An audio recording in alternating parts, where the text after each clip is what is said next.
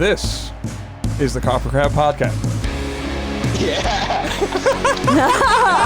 I'm Cheney Crab. Naveen Copperwise coming at you. Today on the podcast, our guest is Cameron Argon, a.k.a. Big Chocolate of Disfiguring the Goddess. What up? This dude is way sick, everybody. Super sick dude. So what's up, man? Yeah, how have you been? I've been better than good. Yeah? That's what I like to hear, man. Fuck yeah. So you moved Yeah. you moved to Texas, so you're just like basically back to 2019, right? What's the score?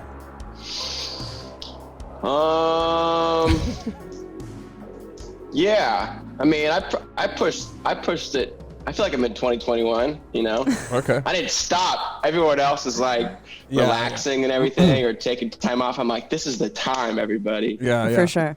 That's kind of how we feel, for sure. Been trying to like hustle a little bit, I guess you could say, with music and everything. But it's more like behind the scenes kind of shit. Yeah. I think last year was one of the best years of my life. Yeah. And this year is shaping up to be to take its place. That's awesome. What made last year one of the best years of your life? The people around me and kind of everyone kind of slowing down for a bit was really nice. Yeah. Because especially here in Texas, it's like people are just like wild and doing a million things, and like a lot of my friends are just like super busy all the time. So it was great to have them like kind of halt down and get connected with everybody and get on the same page with many people and whatnot. Just from that perspective, kind of been on a health kick for like the last few years, and yet last year was just like another year under the belt of taking it there, and you know that feels Awesome. Right. What's your health kick look like? I mean, it was kind of like revolutionizing my diet for a while, and now it's just like I just eat a lot of food. And then last year I started hitting the gym and stuff, so it was like of a combination of good things. But all right. Skipping that whole subject real quick. Yeah. That subject kind of sucks a little bit. Yeah, it's a whole. I got really into DJing.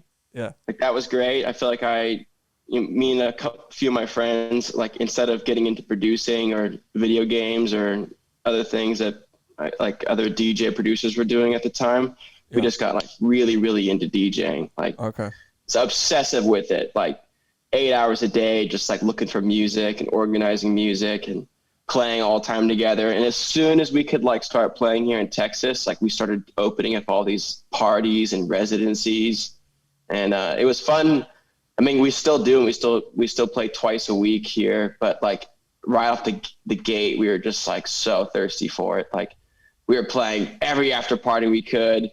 Yeah. It was great. I learned some other skills too. Like I was like, I think being in music and kind of like being where like my progression within music, not just from like an output, but also from like a personality point and also from like a business point. I was kind of like revving up some engines, and last year when it shut down, it was like kind of like I didn't have like this like cockiness of like, this will like nothing could touch me. I was like, you should probably like learn some skills or something, get something else kind of going. Yeah. So I took it I learned a bunch of development skills like Java and JavaScript.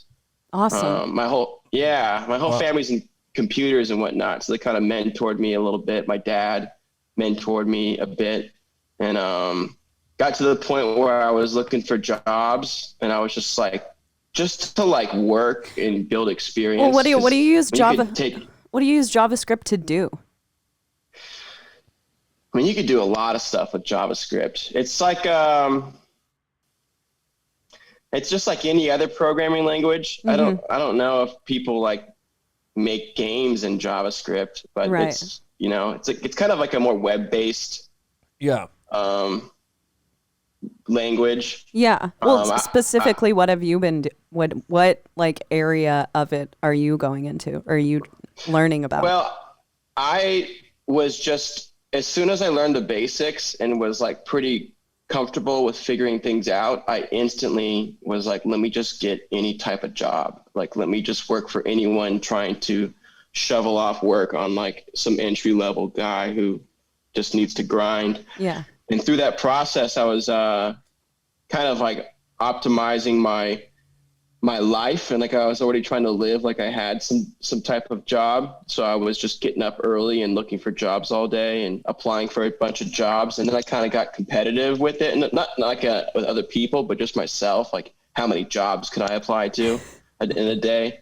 Right. And I was into more self-improvement, motivational. I mean, I've always been reading. I'm a big fan of Audible, and I'm a big fan of like self-improvement books.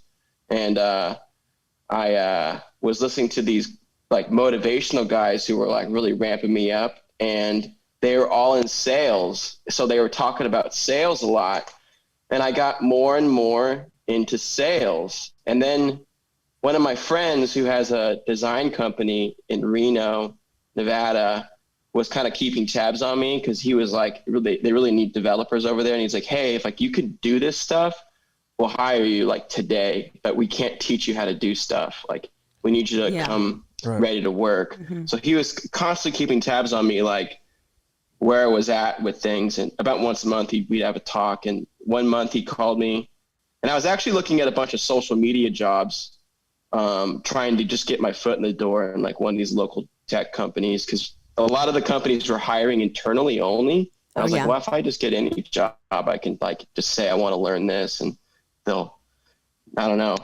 just move around. And I told him I was into sales and social media, and he was like, well, we're looking for that too. So how about we just like kind of do like a internship where you're doing social media, and we'll go through sales, and then we'll teach you development at the same time after you've kind of like gotten really wrapped up into the company. And as I was going on, I was getting more and more into sales, and like there was a point where before my development chapter started, there was like a concern for time. Like, they didn't want to teach me development if I wasn't going to be contributing to it. And I was like, I don't want to do development. I want to kind of be on the business development side of it. And it's kind of like a startup. So it's not just like selling like a package all day. I'm kind of like doing some strategy and like some account management and whatnot, but also sales. It's kind of like learning a lot and doing a lot. And it's great because I've always kind of had that mentality already. And my friend is like, it's his business and his company, and he's kind of the same way. So we click really well. We've got some great synergy, and we talk, like our meetings are just like these like awesome conversations every time. I'm like, this is great. So it's brand new. I still have like, I don't know, 40 days of like my internship still, but I feel like I'm like rocking like kind of what I'm doing and building up to be like when like the quote unquote job starts, like I'll be like, I'll be running already. So, I mean, I thought about it, and like, I could, like development, what are you going to be doing all day? Like, you're going to be clicking on a mouse, looking at code, looking at things up, drinking coffee, taking a little break, and going back to your computer and jamming. And like, I love being on my computer for making music and stuff, but like, I love being on the phone. Yeah, I like getting on the phone. I like getting on the horn. Talking on the phone is so good. Yeah. I like it too. I don't actually like communicating just business type things on text or on email. It's just always seems a little passive aggressive. Just getting on the phone with someone, man, the good old school way. Naveen is all about it. When I get an email sometimes, I'm like, God, this person is like coming at me right now. And then I'll just be like, I'll just get on the phone like, what up, dude? And then it's like, you realize that it's all straight for sure. Yeah. So are you like, did you decide to go through with all this because of the lack of shows and stuff like that? Or are you like, were you already thinking like, hey, maybe I should go into some non-music type career, I guess you could say? Because you travel a lot with Big Chocolate and stuff, right? So. Well, it was interesting. Like a couple years ago, one of my good buddies who I produced a lot with started getting into development, and he just like was doing it as like a passion at first. Like he just was always interested in it. And then he started working in it, and he was kind of like telling me about it. And I remember telling like my dad about it, who is a business guy with like a computer background. Like he has a computer science degree, and he knows a lot about computers, but he's always owned and operated a business. And even when he worked for other computer companies, he was in like their sales strategy sector. So it was funny when I made the decision, because he was like, don't get into sales, get into development. He was kind of like trying to push me, because sales is so open-ended. Like you could go sell pencils or, Yeah. I've always been a little, anything. I don't enjoy the idea of commission based on sales. I'm okay with selling, like being in sales, that's fine. But when your entire, like a good friend of mine works at a car dealership, right? So I was asking, he's not a dealer, but I was asking him what is expected of the dealers.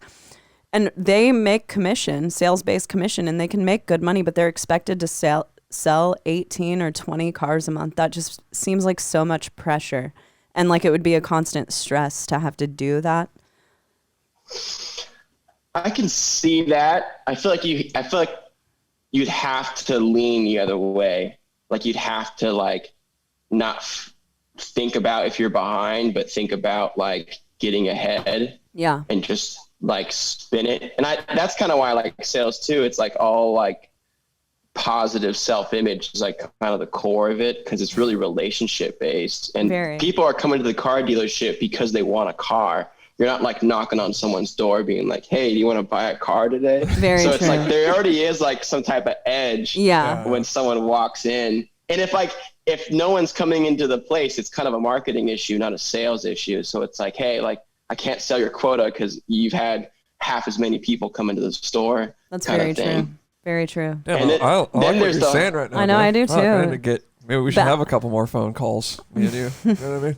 Yeah, definitely. Yeah, definitely. But then there's the whole thing as like a lot of sales jobs have like, even when they're on salary and they're making like bonus commissions, you're still working on a commission. Yeah. Because if you can't sell, you're going to get fired. Yeah. So there's always kind of a, like with selling, like even, if it's only, you're going to get fired if you can't sell anything. So it's kind of an interesting thing like that. But again, I don't even think that way. I always try to think the other way. So what's the other way? Just like the other way is just like, I guess just progressing conversations and sales and relationships and not about like, what if I don't do this? You're like, I'm going that you said you wanted like the get ahead strategy. Yeah. Mm-hmm. Like you're focused on getting ahead, not being behind. Mm-hmm. I like that. But I like that. That's cool. Yeah, it is. It is. It's the way. I mean, you can reply that to many, many things. Like, I mean, Friday night, I haven't gone to any after parties, and because here in Austin, it's like every party you would go to has like a DJ setup. Yeah. So it's like, it's so great because you could just play music everywhere. And that's why I like my kind of like social life right now, is because it's all kind of music intertwined. Like I go out twice a week at a minimum, and there's like, I'm always DJing, but I'm always with friends. And sometimes you make friends like, hey, I'm playing at, like I have one friend who plays at the W Hotel, and they just opened up the pool party. And we have him at our event sometimes, and he's like, you got to come through the pool party when it opens. And he's like, hey, the pool's open. Like, why don't you come and hang out and play some music? And it's so casual. Like you show up and we just start hanging out, talking, and just take turns DJing. And there's like a whole pool full of people and whatnot. That's so awesome. It's so great. So I have a nice little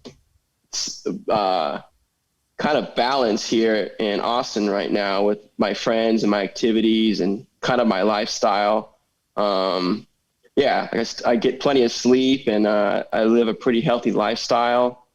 I never drink when I DJ, so it like really keeps me in the game and in the zone. And after like rocking the clubs, I drive home at like 2:30 and I just eat a meal and go to bed. And I go, this is great. I'm getting ahead just by like, getting some sleep right now. Oh, absolutely. By not drinking, it starts with not drinking.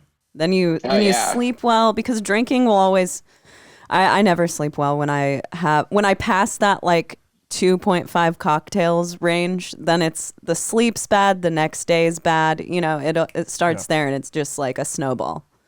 Yeah, definitely. So I really watched it with that, and it's easy for me. It's just as easy for me not to drink as it is to drink, Absolutely. Like it's just, I've never had a hard time like being like, well, I know when it's appropriate and I should drink, or like, I'm not crazy about it, but I'm pretty good at it. Yeah. I don't know if I'm at a pool party at the W and I'm DJing, you can bet your sweet ass that I'm going to be drinking. That's like perfect time for me to fucking cut loose. On the other hand, it's like I've been in situations where I'm just not drinking, whether I'm like way into working out and I'm not drinking, then it's easy to not drink. I agree with you. It's a switch that is easy for me, and it's easy for you too. We can turn it on and off very easily. I feel very lucky to be in that position, though, because, we all three of us know people who just can't do that at all. That sucks. That's the thing. It has to be all the way off or all the way on. But, I feel lucky to have that. That's so sick. It makes me so happy that the W Hotel in Austin is open. We used to party at the one in LA a lot. Channing got kicked out one time. Yeah, I got kicked out. I stole a drink from a wealthy lady. I was very young. When we lived in LA, we were like super broke, and so you'll see like tables and they got like 20 drinks on them. It's like just go grab one. You're sneaking into the cabana. Yeah. So we used to do that when you're 21, man. Actually, that's when we met you. We came to like Dim Mak. I don't know if you remember this, but you were playing, and I was like, "Hey, dude." I just like went up to you and just said like, hey, I'm like, a drummer, and I like make death metal and stuff. And you were like, dude, I know who you are. You're fucking sick. And then we just kind of became. Yeah, you were on tour with like Cruella, I think it was. I think it was just that one show. Oh, okay, word. At Dim Mak. Dim Mak was always kind of like special guest galore. And I never I've been in there a few times, and I can't like recognize it. Like I have no idea how to get into that room. Like it's like a mystery of where it even was. I remember well because we went there every single week. Yeah, we used to go every Tuesday. Around that year. Like we saw Charlie XCX before she blew up in that room. There were like 10 people there. Very cool. Yeah, we've seen a lot of cool shit there, but yeah, we saw you with Cruella. That's awesome. Yeah, it was a small room, it was a cool room. Those were good times too. Like 2011. Yep. Those were great years for that music. Yeah. You were kind of like right in at the right time. I feel like you were kind of doing your thing. I mean, I think a lot of it with that stuff is kind of like that. Like I just was really doing my thing, like just kind of doing whatever I was interested in. And then they're just like kind of like, you just kind of get the swell coming behind you. Yeah. I think that's like the way to do not just music, but a lot of things is just to kind of like poke around what you think is interesting. Because if something is like everyone's talking about something and you're just finding out about it, it's like you're never going to catch that wave that you see people riding. Yeah. You're late. You're late at that point.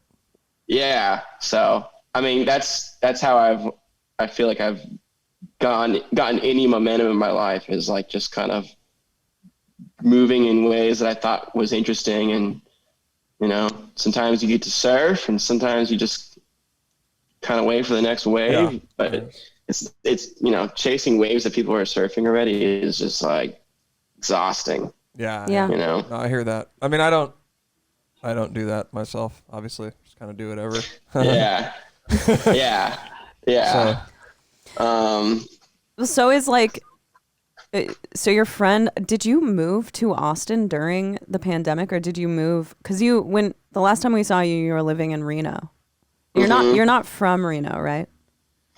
No, I'm originally from Huntington Beach, California. Okay, so you lived in Reno, and then you moved to Austin. When did that happen? And this guy moves around all the time, dude. He's You're elusive. a mover. Yeah, I remember. I definitely feel like we hung out in Seattle when I lived there too. Yep. Well, you lived in Seattle too. Yeah. Because we hung out in Seattle, Reno. I know that you lived in Lake Tahoe for a while, which is like really weird. It's kind of near, not Lake Tahoe, but kind of nearby, like right down the mountain from that. All right. It's actually where my parents live, and that's where I went to high school and whatnot. I'm from Huntington Beach, went to high school in Minden, Nevada. Shout out. Okay.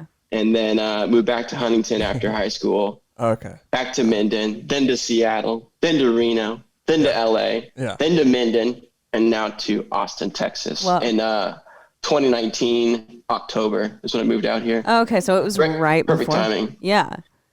Yeah, it was nice because I was kind of isolated for a while. So when I first got out here, I just kind of like relaxed for like a few months and just like went out to bars and stuff. And I haven't done that forever. And then, that didn't go anywhere. So, but it was fun. And then, but now I think about it, like it's fun, but like my life right now is so much more rewarding, which is indefinitely more fun. Yeah.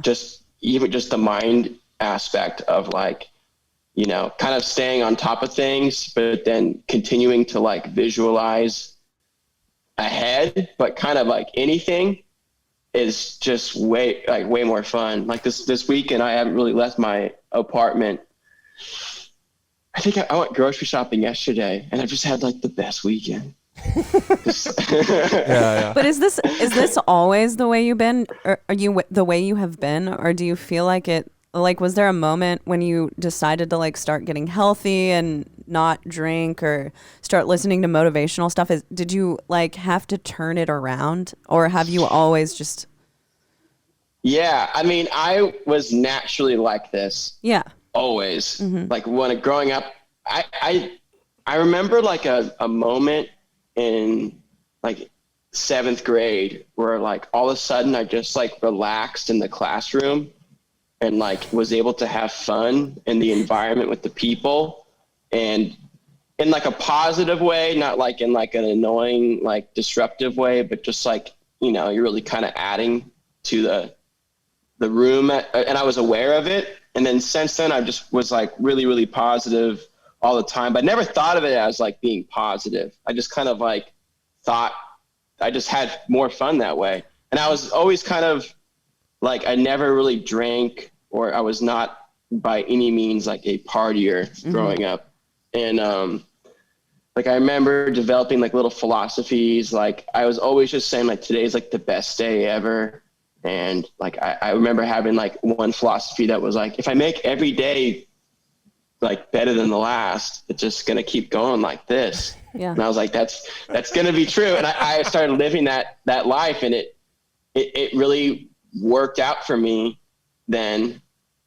I mean, those concepts still will work, but I started getting a little older, and like I think like the big movement was I started living by myself, so I wasn't around family or friends as much. My friends were kind of newer, and I was getting like 23, 24, and I didn't really know how to like feed myself very well. So I like was just drinking tons of coffee and eating like kind of minimal. I wasn't eating like pizza. I mean, I ate a lot of ice cream, but like I wasn't eating like the worst diet, but it wasn't good. It wasn't enough is what I'll say. And then after like, I think like your natural kind of like hormones when you're young, like you can eat nothing but Skittles and ice cream when you're like 21 and you're just like kicking it. Totally. But there's a certain point where it starts to like really get you. And it took me a few years to kind of figure out that was like kind of a crucial part. Like I it took me a few years to kind of get the synergy of like what makes you in a position to where you could kind of evolve on all fronts. And it was really, really hard for me to be positive, and I didn't really even think about it. I remember like I was positive and someone was like, PMA, positive mental attitude, that's sick, dude. And I was like, that's a thing people do. And it kind of like turned me off of it. You know, when like everyone's raving about some new record and you're like, I'm going to give it like 6 months before I even listen to it. I've had that whatever that syndrome is a few times in my life. And I think probably even now I might have it, but I can't think of anything that, I mean, within reason. Like, I'm never going to like, the new Cardi B music, no matter how sick, how hyped it is. You don't You're never think gonna see me dance that in the club. Like sometimes, like, I liked wet ass pussy. I was down. I'm down. You were down? Oh yeah, hell yeah. Man, it's so. I mean, I didn't like it right away, and it's so overplayed in the clubs. And my friends always play these remixes of it, and like my friend will come up and he's like, you gotta be dancing all the time. And I'm like, you're never gonna see me dance to this song. Like, if you want me to dance, I haven't played different music. Yeah, but dude, here's the thing about the clubs here is that there are no clubs open yet in California. Like, we haven't even, there hasn't been a club since Wet Ass Pussy came out. Yeah, there's no club. So the overplayed thing, just not one song has been overplayed to me. Like the top pop song, Somebody That You Used to Know or whatever. Nothing has been overplayed like that in the last year. So I'm almost like, I wish that a song was overplayed. Yeah. You can't wait to go. I'm going to be fucking dropping it to WAP in the club. Yeah, that's kind of true. Crazy to think about. Yeah. I mean, it's crazy to think about the fact that you're talking about things being overplayed in the club right now and people DJing. That is not vocabulary that we use in California. Like yesterday, we went to, there's like an outdoor, well, there's a place that has a bunch of like restaurants, and then there's a big outdoor place in the center. Mm-hmm. Yeah. And like they had a band out there, and there was a ton of people like dancing and stuff to this like Latin band. And that was like the closest thing to a show that I've seen in a year. And I was like, fuck, this is sick. Like there was a bunch of people. Yeah. You know, it was cool, man. Yeah. It was super cool. Yeah. I remember the first times we were getting out around people, and it was like sick. And then when our club started like really letting more people in, like there was like a weekend where it was like, went from like, we kind of got used to like the limited capacity, and they were very strict about it. And then there was like a weekend where it was just like, and it was just like unreal feeling with like all these bodies around. I bet. And it's just been that way ever since. I can't wait. It's awesome. It was cool. Like I kept telling like everyone, every time people would come out to our events, and like they were all like, oh, I can't wait for this to be packed. Because everyone in Texas is used to like the biggest shows constantly. Yeah. Texas is crazy. Dude, Texas, people roll out to shows in Texas. Like, it's crazy. I don't know if people like around the country, except for Austin. Austin is pretty hyped right now, but even in Dallas, Houston is crazy. It's crazy. Cities are way bigger than Austin too. Yeah. Like I went to Houston about a month ago, and when I drove back into Austin, I was like, oh, this is a baby city. Yeah. It's like LA is to Houston as Reno is to Austin. Like that's how it feels. Yeah. It's like, relax, Austin. But it's growing so fast, and it's crazy here. And there's a lot of like, there's a lot of stuff going on in Austin, no doubt. But people are always like, I can't wait for this place to be filled out. And I'm like, like this is the best time ever right now. Like you're never gonna be in these clubs with like tables all over the dance floor and people just like chilling and listening to music like this. Like these are the best times, and you're gonna miss it when it's gone. And you know, I remember when our club started getting more popular, and it was, you know, just more work for like people running around doing stuff. And I remember one time this guy, our friend, was like, oh man, I miss it when it was just like us here. And I'm like, I told you guys, like you should have been enjoying it, because you're never going to see that again. Like it's going to be crazy for the rest of the time now. I mean, that's kind of like a metaphor for everything though, really. Yeah.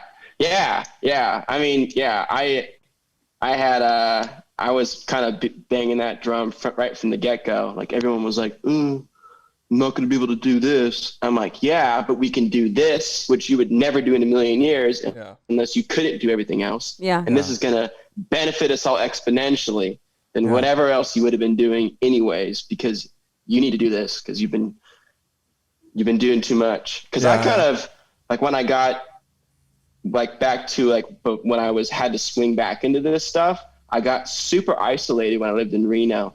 I spent like 2 years where I never did anything. Yeah. And it was like the worst. I remember my buddy texted me at the beginning of March last year or whenever. It was like, you know, they were closing the borders and stuff. And he's like, Cameron, I don't know anyone more adept for social isolation than you. And I was just like, thanks, man. Like, that's great. Like, I'm glad when you think of isolating, I'm the guy. You're like poster boy. Yeah. He's good to go. Yeah. But I had experience with it, and I kind of knew what I was getting into, and I knew how to kind of, you know, what to look out for and whatnot. Well, I think you actually did like voice that to me when you you were like, yeah, I moved because I was like, well, why'd you move to Seattle? And you're like, I like the weather, and I kind of just dig like my solitude. And I was like, dang, that's sick. I back that. Yeah. That's like, I mean, I still do. Like, I like living by myself right now. But most people hate the weather in Seattle and hate solitude. So I don't know. Yeah. I thought that was pretty deep. Yeah. Yeah, I still like that. I mean, even when we get overcast weather here, I'm like, this is my vibe. I love overcast weather. I love the sun though. Like I love, being out in the sun and stuff. So it's hard to like Seattle, like after a while is a grind. Like after my third year, I was like, I'm ready to leave. Like, I don't have any family here. It's hard to get like my juice here, just like it was taken more than I was, and then it was giving. But again, like I wasn't really, I probably like thinking back, it's like you could have been doing more, but I mean, that's where you were then, not where you are now. I personally don't really think of things like that. There's no like, this is what I could have been doing then. It's that I didn't do that then. I did what I was actually supposed to be doing then. Yeah. And now I know I have the knowledge that I have now, and I can do that thing now. There's no like shoulda, woulda, coulda. No, I don't think that's a healthy mindset to keep. Well, it's actually the worst. Not at all. It's the worst possible mindset that you can have. Yeah. Yeah. I mean, seriously, it's true. Right? I mean, I think that's how people end up in like so bitter, so angry. Yeah. There's so many people you come across in life who are just still talking about things that happened when they were 17 years old and now they're in their 40s. And it's just like, man, it's like that it's like bag lady, Erykah Badu, dude. You gotta let the baggage go. Yeah. Yeah. It's not healthy. I struggle with that with some people where like you're talking about things going forward and they start bringing up things in the past or like the shoulda, woulda, coulda stuff. And I'm like, skip that. It's like, this is the point to be looking forward. Like you would have done it if you were going to do it. Exactly. So you didn't do it. You would have done it. Why is it that I could have done this then and not, I can do this now? This is great. I'm alive. I have a fucking body that I live in, and I can do this now. And the world is so like, we live in such a vast, expansive world and universe that we can do all of these things now. You have the capability. There's no like, I don't know. Life can't be looked at in a way that if you would have done this then it would have ended up like that, because it's just not true. Yeah, you did do this then, and now your life is like this. So how can we move forward from here? I think the best things in life come from realizing your unlimited potential and opportunity and knowing it's all within you to kind of advance. And when you start following that, things start falling into pieces that make you feel like this is how it was meant to be all along. It's very true. Mm-hmm. And I have that kind of all over my life right now.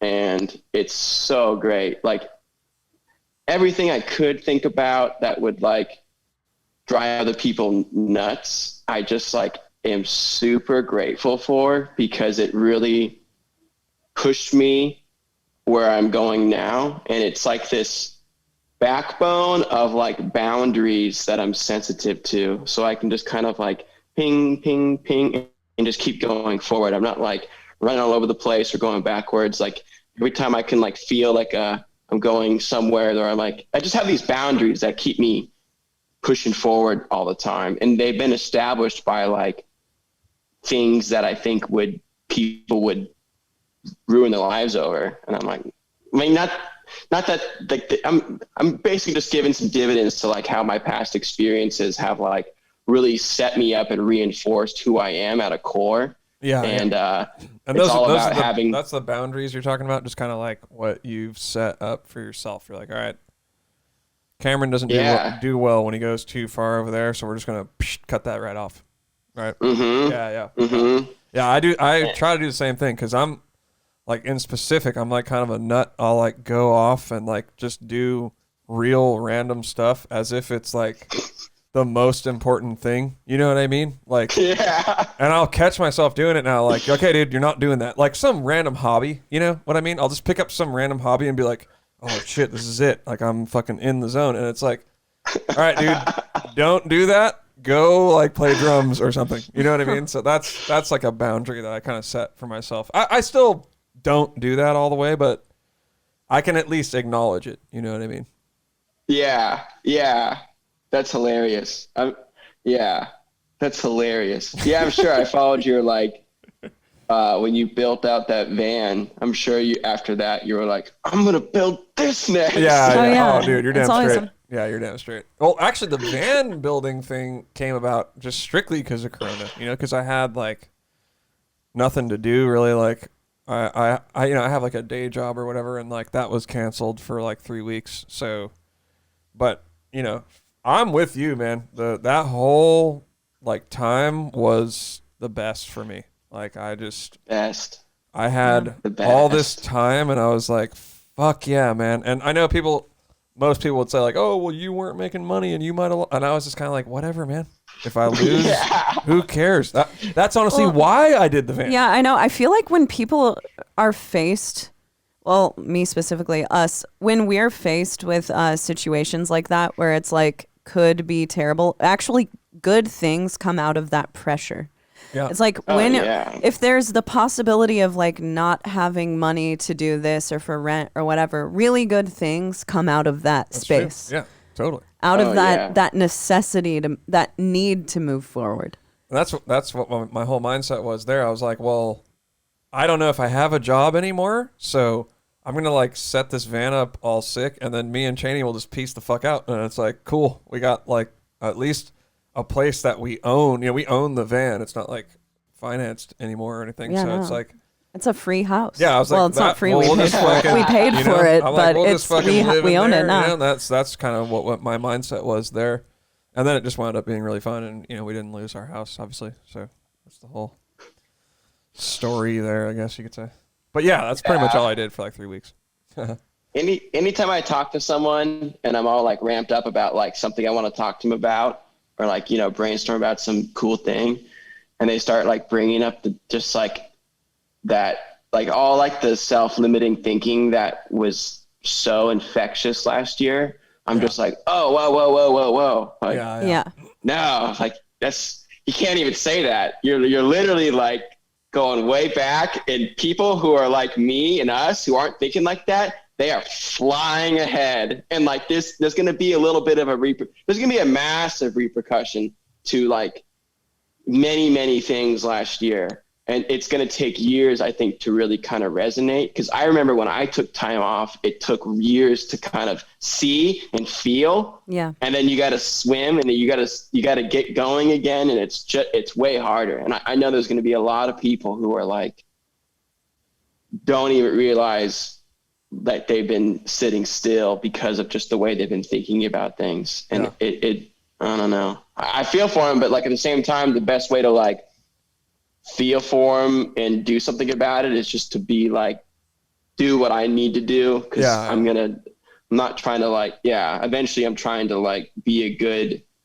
like when you kind of experience me or connect to me, you're going to feel good about it. And that's kind of where I'll start giving back, is not from like trying to level out with everybody on some like empathetic way, right? When like they really just need to like kind of start, you know, and get exposed to people who, you know, basically are just doing it. Maybe be inspired. This has been happening. They need the inspiration. Yeah. They need inspiration more than empathy, probably. Yeah. It's like definitely people learn more by example than by you saying that they should do better. Yep. Oh yeah. It's just. Oh yeah. It's so important too. I think the reverse is very toxic and terrible for people, you know, and then it gets perpetual, and then they like they buy it and then they own it. And it's like, yeesh, you know, you got to get, you're just going to burn that way. You're just going to get burned, and you're going to burn, and you're going to be burning others. And you probably think about other people in a weird way, and you think other people are thinking about weird things. It's just like, yeesh, you know, you got to get out of it. I love it, dude. And I like what you're saying, that you're like, oh, I didn't even know that I was being positive, you know, because then it becomes like a scene or like a thing, you know, like our friend coined it as toxic positivity. Yeah. You know, and I was like, yeah. That, you know? All of a sudden you're sharing quotes in your story on Instagram, and you've become like you don't even think that way, but you think that by posting that thing, it will like manifest it to other people, that's how you are. Like, I'm the positive person now. And that's when it becomes hella toxic.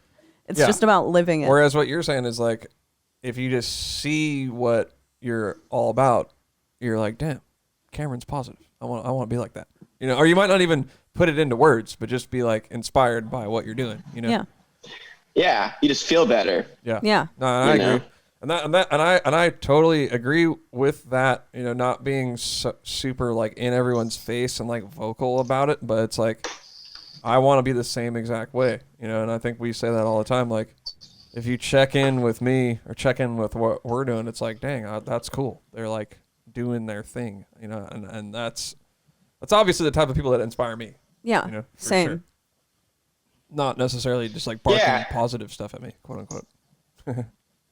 I feel like you guys would relate to this. Like, I feel like recently I kind of uncovered, like, I think my true big mission that is going to like guide my bigger visions of kind of how I want to contribute through music. And it's by kind of being an inspiring person that doesn't like you said, you just kind of like, you were just living it, you're walking it. And the music is kind of a vessel for people to connect with you. And then once they find you, they can kind of get exposed to that and benefit from it. Absolutely. You know, and I feel like you guys are doing something very similar, you know. Definitely. Like, you're making music and you put yourself out there. Yeah, definitely. You know? Definitely. And I've said, like, I've been pretty open, I guess, about it. Like, yeah, the main thing that I would want to do is help people, you know, because like, without really totally cognizing that that's what all these sick musicians have done for me. You know, they've helped me. They've helped me. If I was working at a job I hated that day, but I got to listen to like some sick death metal record on the way there. You know, it's like, you know, that makes my day way better, you know, or whatever, but it has helped. So I identified that, like, kind of like what you were saying, like when you were younger, you kind of identified like, hey, I'm going to be positive. Like, I haven't done that yet, but I have identified like, I want to help people in some way, you know, and not in a corny way, but just like deliver something cool where they're like, dang, that's awesome. You know, that's what I want to do for sure.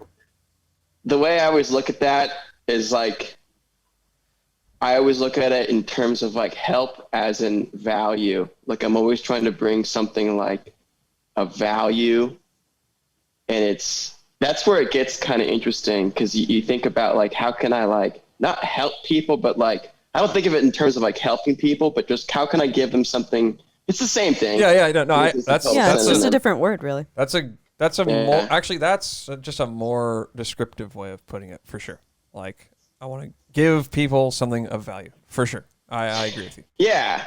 Like when you're jamming that sick death metal, it's really putting you in like this mental space that's kind of like, it's somewhere where you're not, and that your mental space like is a very real place in terms of like your experience, and also how like not just your experience inside, but also, you know, like what's ever going on in your mind is kind of like what's really going on in your life. Yeah. So it's like 100%. There's no difference, obviously.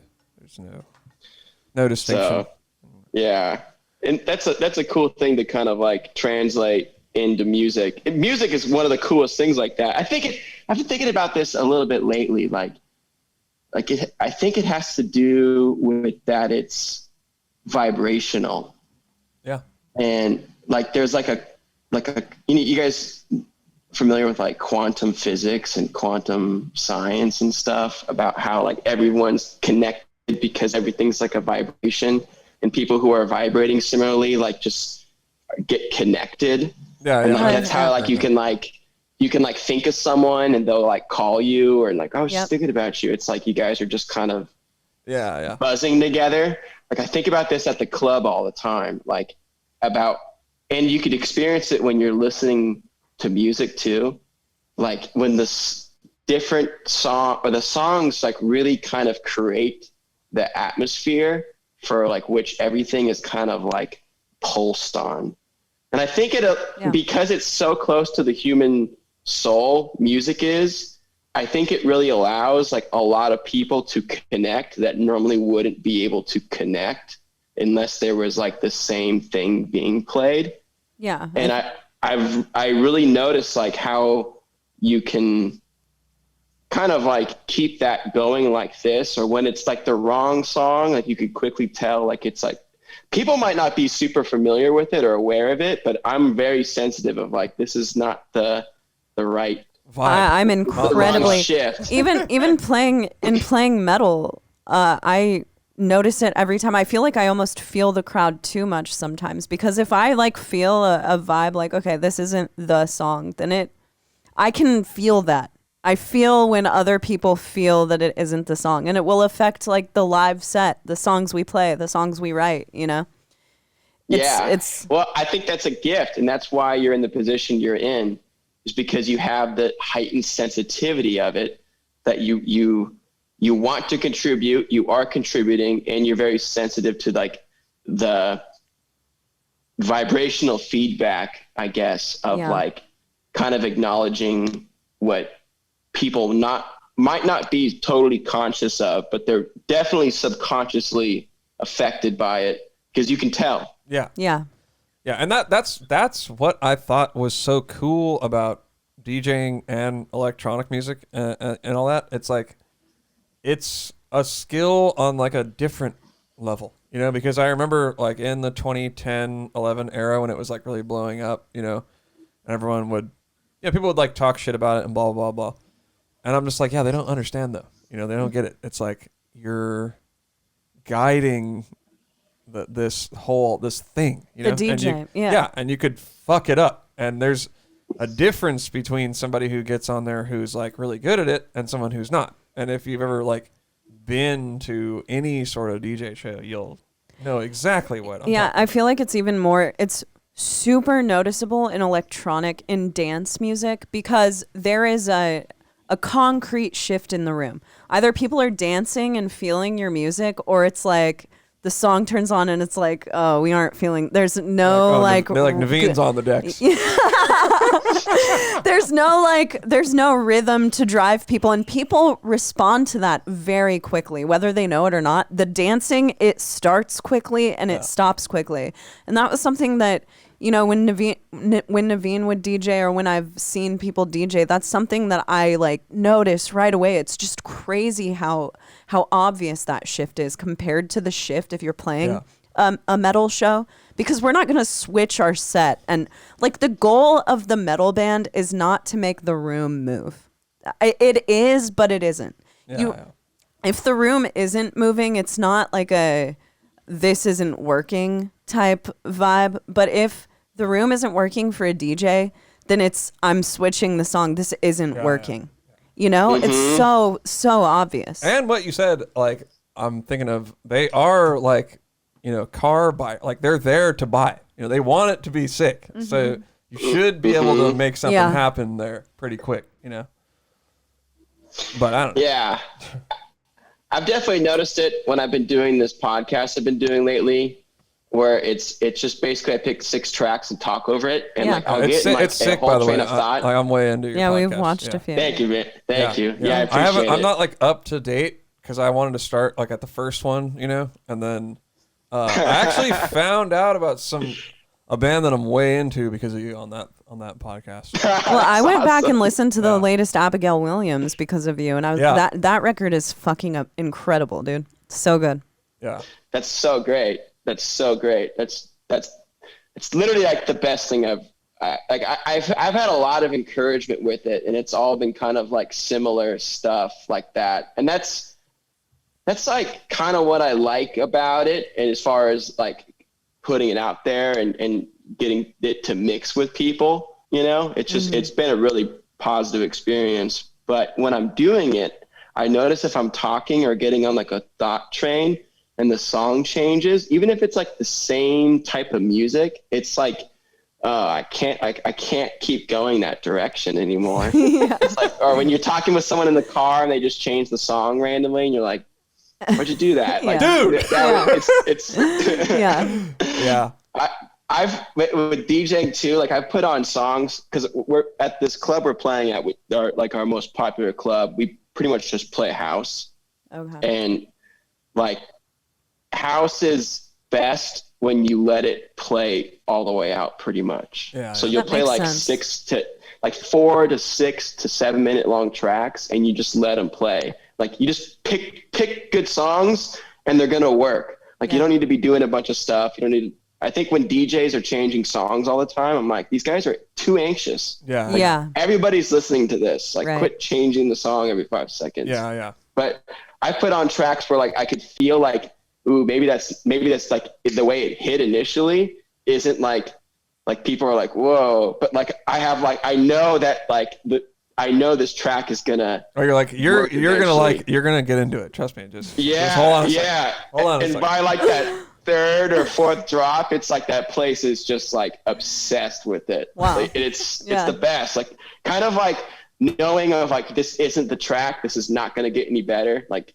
abort, or like, like let them have it, you know, like this is gonna warm up. They're going to warm up to it. They're going to like it. So it's house is like the most interesting thing in the world to dabble with as a DJ with that kind of thing in mind. It's like the most formatted, but also I think the most like buzzy. Like it just creates like the best buzz in the room to me. Yeah. I don't know what it is about it. I've been into it for a long time, but lately I'm like, because I've been DJing it every week, we've been getting deeper and deeper. It enables you to get deeper into it. Like when you're playing every week, it's like you just start digging for tracks, and it's like you kind of have like, you get something from like just expanding the catalog. So it's been a real blessing being able to do this and kind of like explore house in like a proper way. So how do you find your tracks and stuff? Beatport.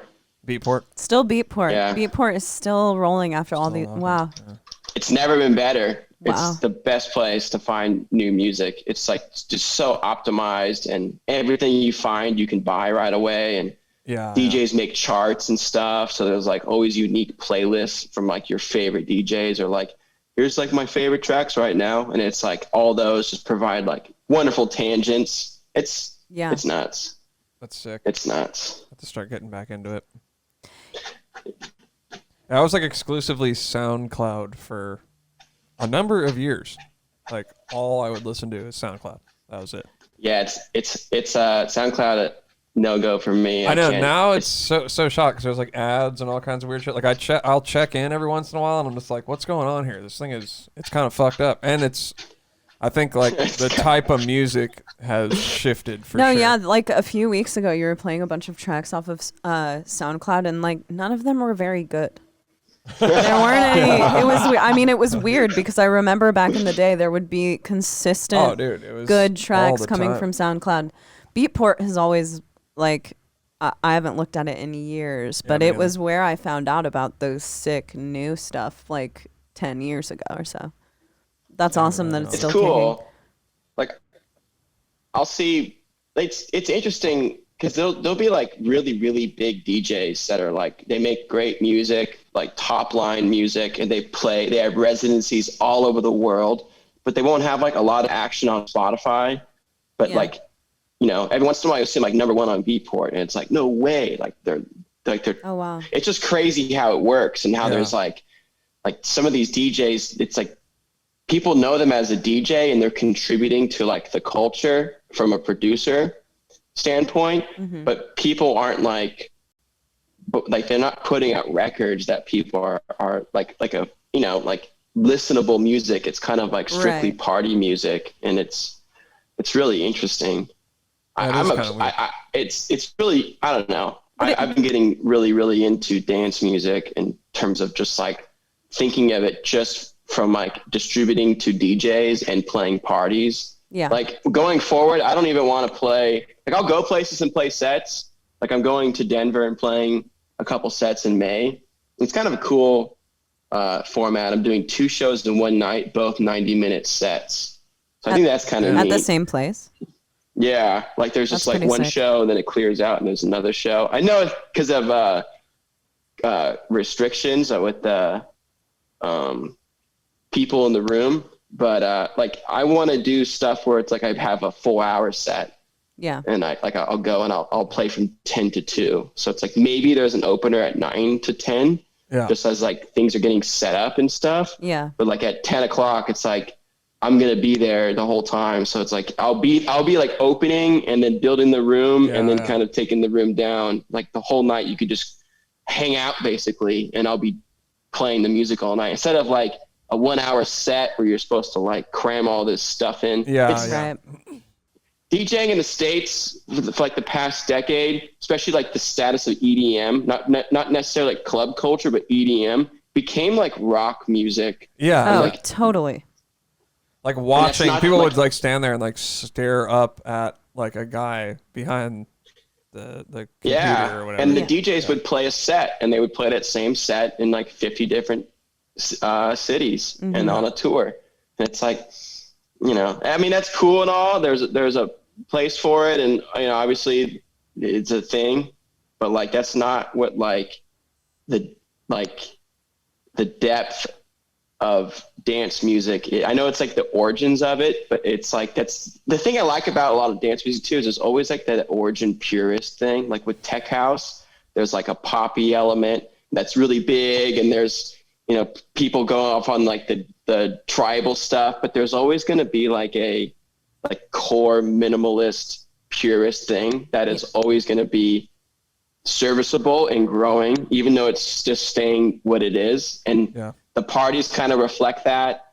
And so, yeah, I think there's definitely I mean, it's been in the States. A lot of these things were like kind of founded in the States, which is interesting to think about, but I kind of want to take it back there. And kind of like following up about an earlier question with like, why am I getting into like these other kind of like bringing my time and value to other things and places and people that isn't through music. And like I want to have like a more stabilized life in some ways, and I think it'll give me a lot more like artistic freedom to kind of do the things I want to do the way I want to do them, and not be like compromised by like pressure of like trying to make everyone like something or trying to make everyone like me or any like I feel like I'll just be myself more if I'm like don't care at all. It's not like marketing driven. You're doing something that you love because you love it, and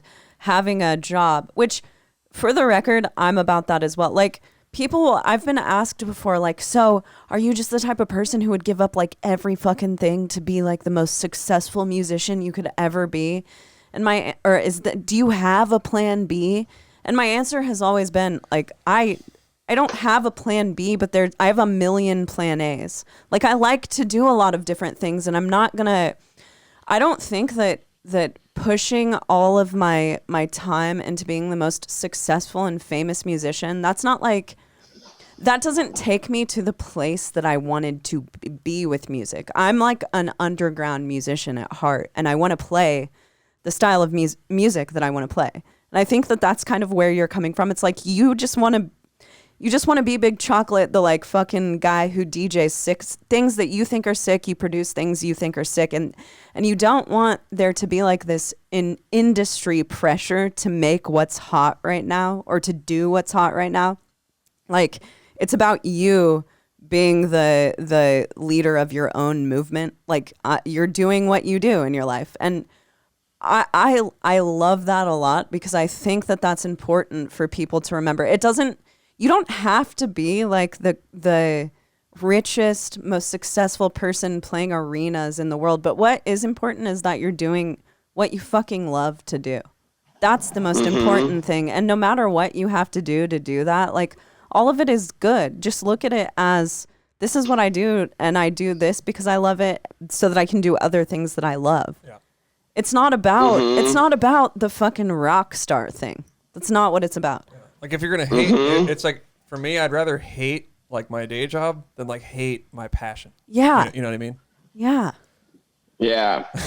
Yeah. And it's funny, like the whole like rock star mentality and like you're doing it because you love it. It's like, when I'm in these clubs, like I love I know the DJ is important because of like the stuff we were talking about before, but like everybody is just as important as me in that scenario. Yeah. And like I really go in there, like that's just my attitude in general right now. Like the dancers are so important, you know, the security is so important, the bartenders are so important, like everyone behind the scenes, the promoters, like the owners, like they're so important. And like what you're doing is like a reflection of acknowledging that.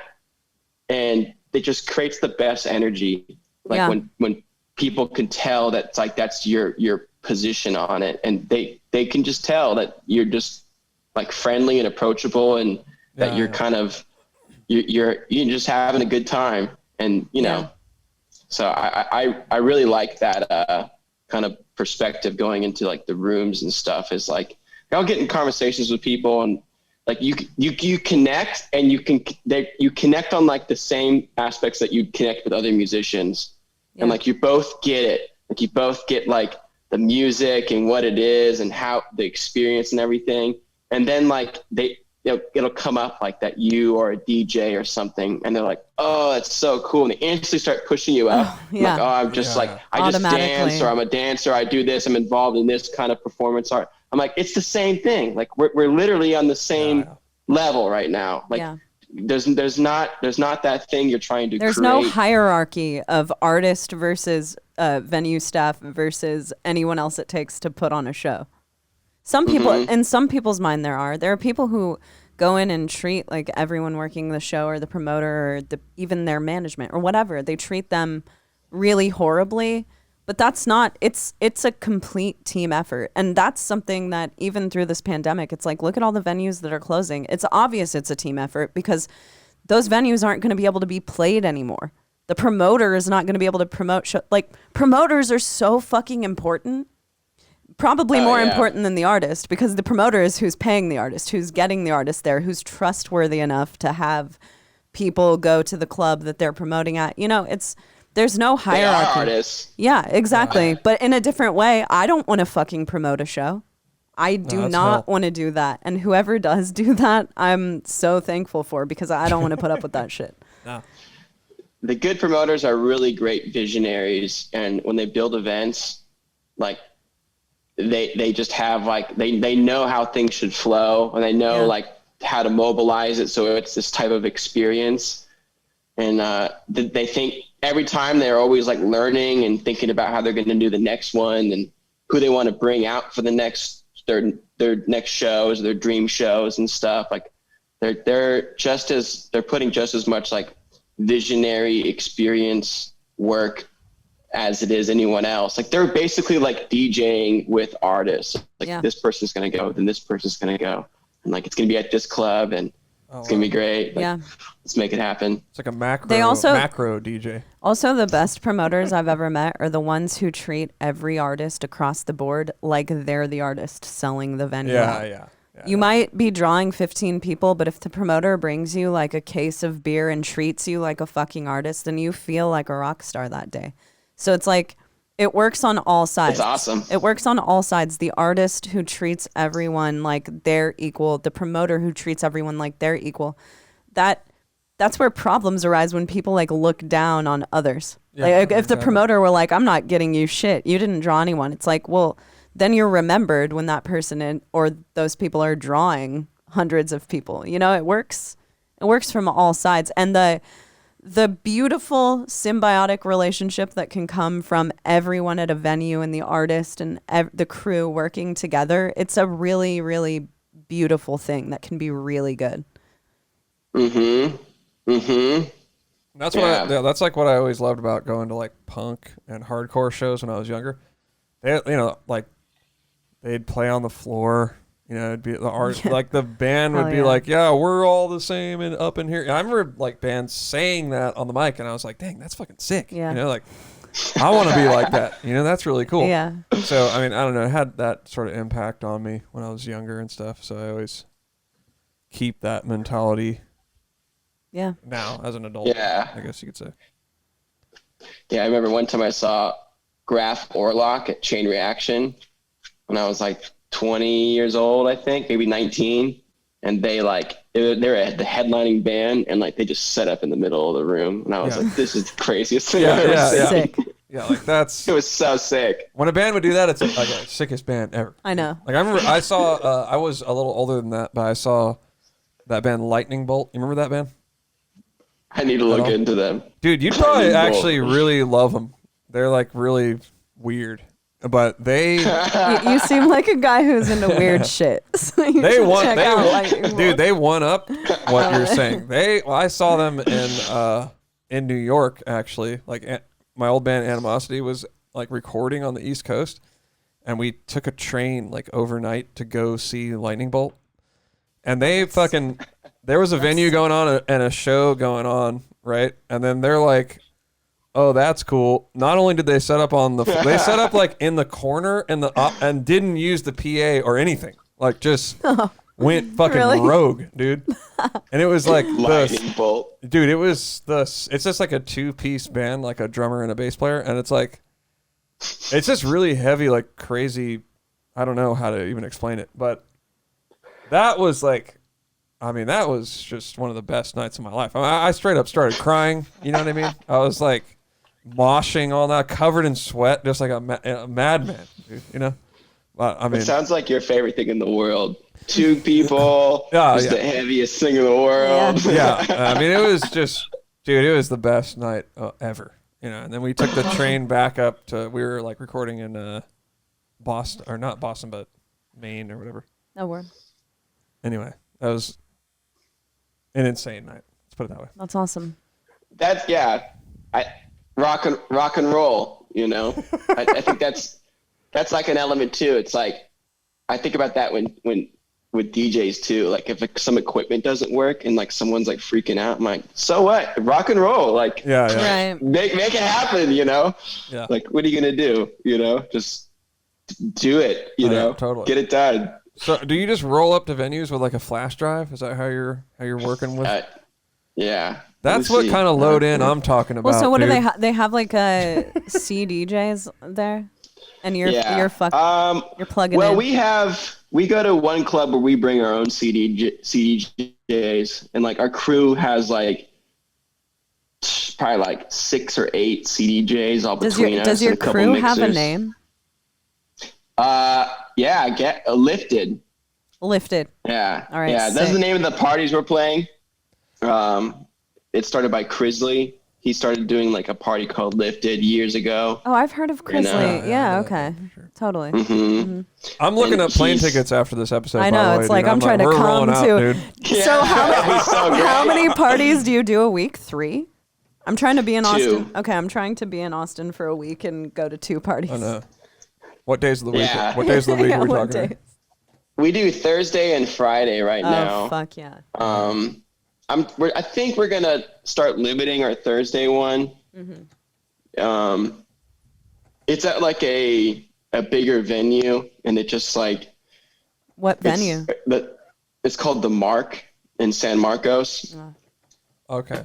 It's they have like a lot of EDM shows, but it kind of feels like a rock venue. It's really neat, but it like our style approach there is way too open format. So like every week we're just kind of coming at it with different stuff, and it's been a really fantastic playground because I've gotten into like that's where I play rap music. That's where I played a lot of drum and bass. I've played dubstep there. We play house music there too. But we definitely experience and experiment a lot. So you kind of get what you put into it, but it's not nearly on the level as our one in Austin on Friday nights where we're playing house. So we kind of want to limit it, stop doing the Thursdays and just focus on the Fridays going forward, which is just a house one. And then I think it just going to open up more time because it takes like it's like a whole afternoon and evening, and you're out late, and then you got Friday the next day, and we could be all getting just ready for Friday every week. But it's like it's made us animals. Like I could DJ forever, any style right now. Like it feels good. It's because we've been doing so much. Yeah, so, you've been working out. That's really cool. Mm-hmm. When you guys come through, I'll have to like we'll have to go to like an after party and try to like play and stuff. Yeah. Because I haven't gone to after parties in a while. Those are like the real parties. Yeah. Those are the real parties. It's true. Yeah. For sure. So where's your Friday night party? What club are those at? It's called Summit. It's a rooftop lounge in off 5th Street downtown. It's an awesome club. Does it have a bar underneath it as well? There's like a little club bar underneath it. I feel like we might have been there. I can't remember. Red Dragon is below it. Is it like half indoor, half outdoor? Like they open huge doors and it feels kind of outdoors on the bottom? I might be thinking the wrong place. Yeah, I think that sounds familiar. There are a lot of what spots street is in it Austin. On, you were saying? 5th Street. Oh, it's on 5th Street. Okay. It's kind of more west than like that 6th Street area that everyone's kind of used to who visits Austin over the years. Gotcha. Is the reason that you went to Austin because you knew that there were hella people there who were interested in things that you're interested in? Yeah.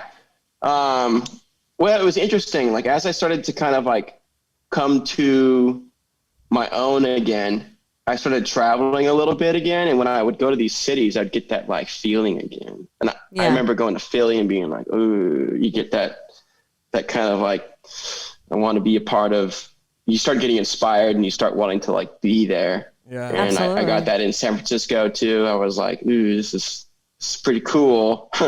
And then I knew I just didn't want to move back to California or Seattle. And I always thought of myself as like a West Coast exclusive person. Yeah. And so I started like thinking about all these other cities, and Austin just had like no cons and only pros on it. It was kind of boiling down to Austin, Denver, or Chicago. And I just there's no way I wasn't going to pick Austin. Well, Denver and Chicago have the winter aspect going on. They do. Which They do. I'm out. Yeah, I'm out. And I feel like they'd feel more foreign. Like I feel like I just feel better in like the Southwest. I kind of thought Texas was like its own like thing. I kind of had like a Southwestern Texas vibe. Yeah. But when I got here, I was like, oh, this is the South. Like you're living in the South now. Like way to go. You just randomly moved to the South. So I remember like 5 days after being here, I was like it hit me. Like I started seeing Southern things, and I was like, wait a second. Like I thought I was in Texas. This is the South. And everyone was like, yeah. And I was like, I had like a day where I was like, oh my God, can't believe I moved to the South. But it's awesome. Yeah. It's awesome. So I like being on the South of the States. I love it. I like being near Mexico. I like Southern California. I like Arizona. I like New Mexico, and I like Texas. Totally. That's the gang. What That's about the Mexico? border gang What about there. Mexico keeps you magneted to the country? I don't know. Like, it's just like culturally one of the most like influential things on my life, or like I think just on the States in general. Yeah. So that's like why I say my life is just like, you know, like in California, it's like, it's very California, you know, it's very like USA, but like part of that is like that it's new and that it's kind of like it's a new thing. And there's just like, you know, everyone's kind of there at like one time, and the Mexican influence is the strongest thing around. It's true. It's true. I mean, every place here is named after a Mexican, something Mexican. Every town, every street, everything. There are taquerias on every corner. They're huge. I love it. Yeah, it's amazing. Yeah, I love Mexico. I've only been once. I've only been to Mexico City. That's awesome. Mexico City's crazy. Oh, it was amazing. Yeah. How long were you there? We were only there we played that festival, Domination Mexico. I don't know if you've ever heard of it, but yeah, I remember when you guys were down there. Yeah, so we went down for 2 days. I was kind of bummed. We should have made an entire vacation out of it, but we stayed for 2 days and just, you know, we have some friends that are from Mexico City, and just like, boom. There's just fucking something that I love about the Mexican thing. It's like they're so about enthusiasm. Yeah, they're just so about friends and hanging out and having a good time, and just like I don't know, man. And they love metal down there. It was so great. They do. I'm always reviewing that on my podcast. I'm always like checking the about on Spotify of like where people are listening to these bands at, and Mexico City is like always number one. Mexico City. I know they have a lot of people there, but they got good taste down there. Dude, Mexico City is consistently our number one follower place on Instagram. Like, there are just a ton of people there who are in, like, we got off the plane in Mexico City and there were people standing outside who knew who we were, who were waiting for us to autograph their stuff. It wasn't like they were just waiting for the rock stars, the huge rock stars, because Alice Cooper was on the same plane as us. But they knew when we were getting off, we were like, okay, they're going to ask Alice Cooper for his autograph and they're not going to know who we are. They'll have no idea. But they knew. They were standing outside of the airport, and that's like one of the times in my life that I've been like, okay, I'm like, this is rock star shit. Signing autographs outside of an airport, it was just so surreal. And there were posters all over the city for Domination Mexico, which in the States, it wouldn't be like that. It's just not the same thing at all. I mean, there was posters like everywhere. Like it's just a different vibe, man. I don't know. Yeah. If you guys have a friend down there, like that's where it's like, that's your pass, is like having a friend. Yeah. If you don't have a friend, I wouldn't know.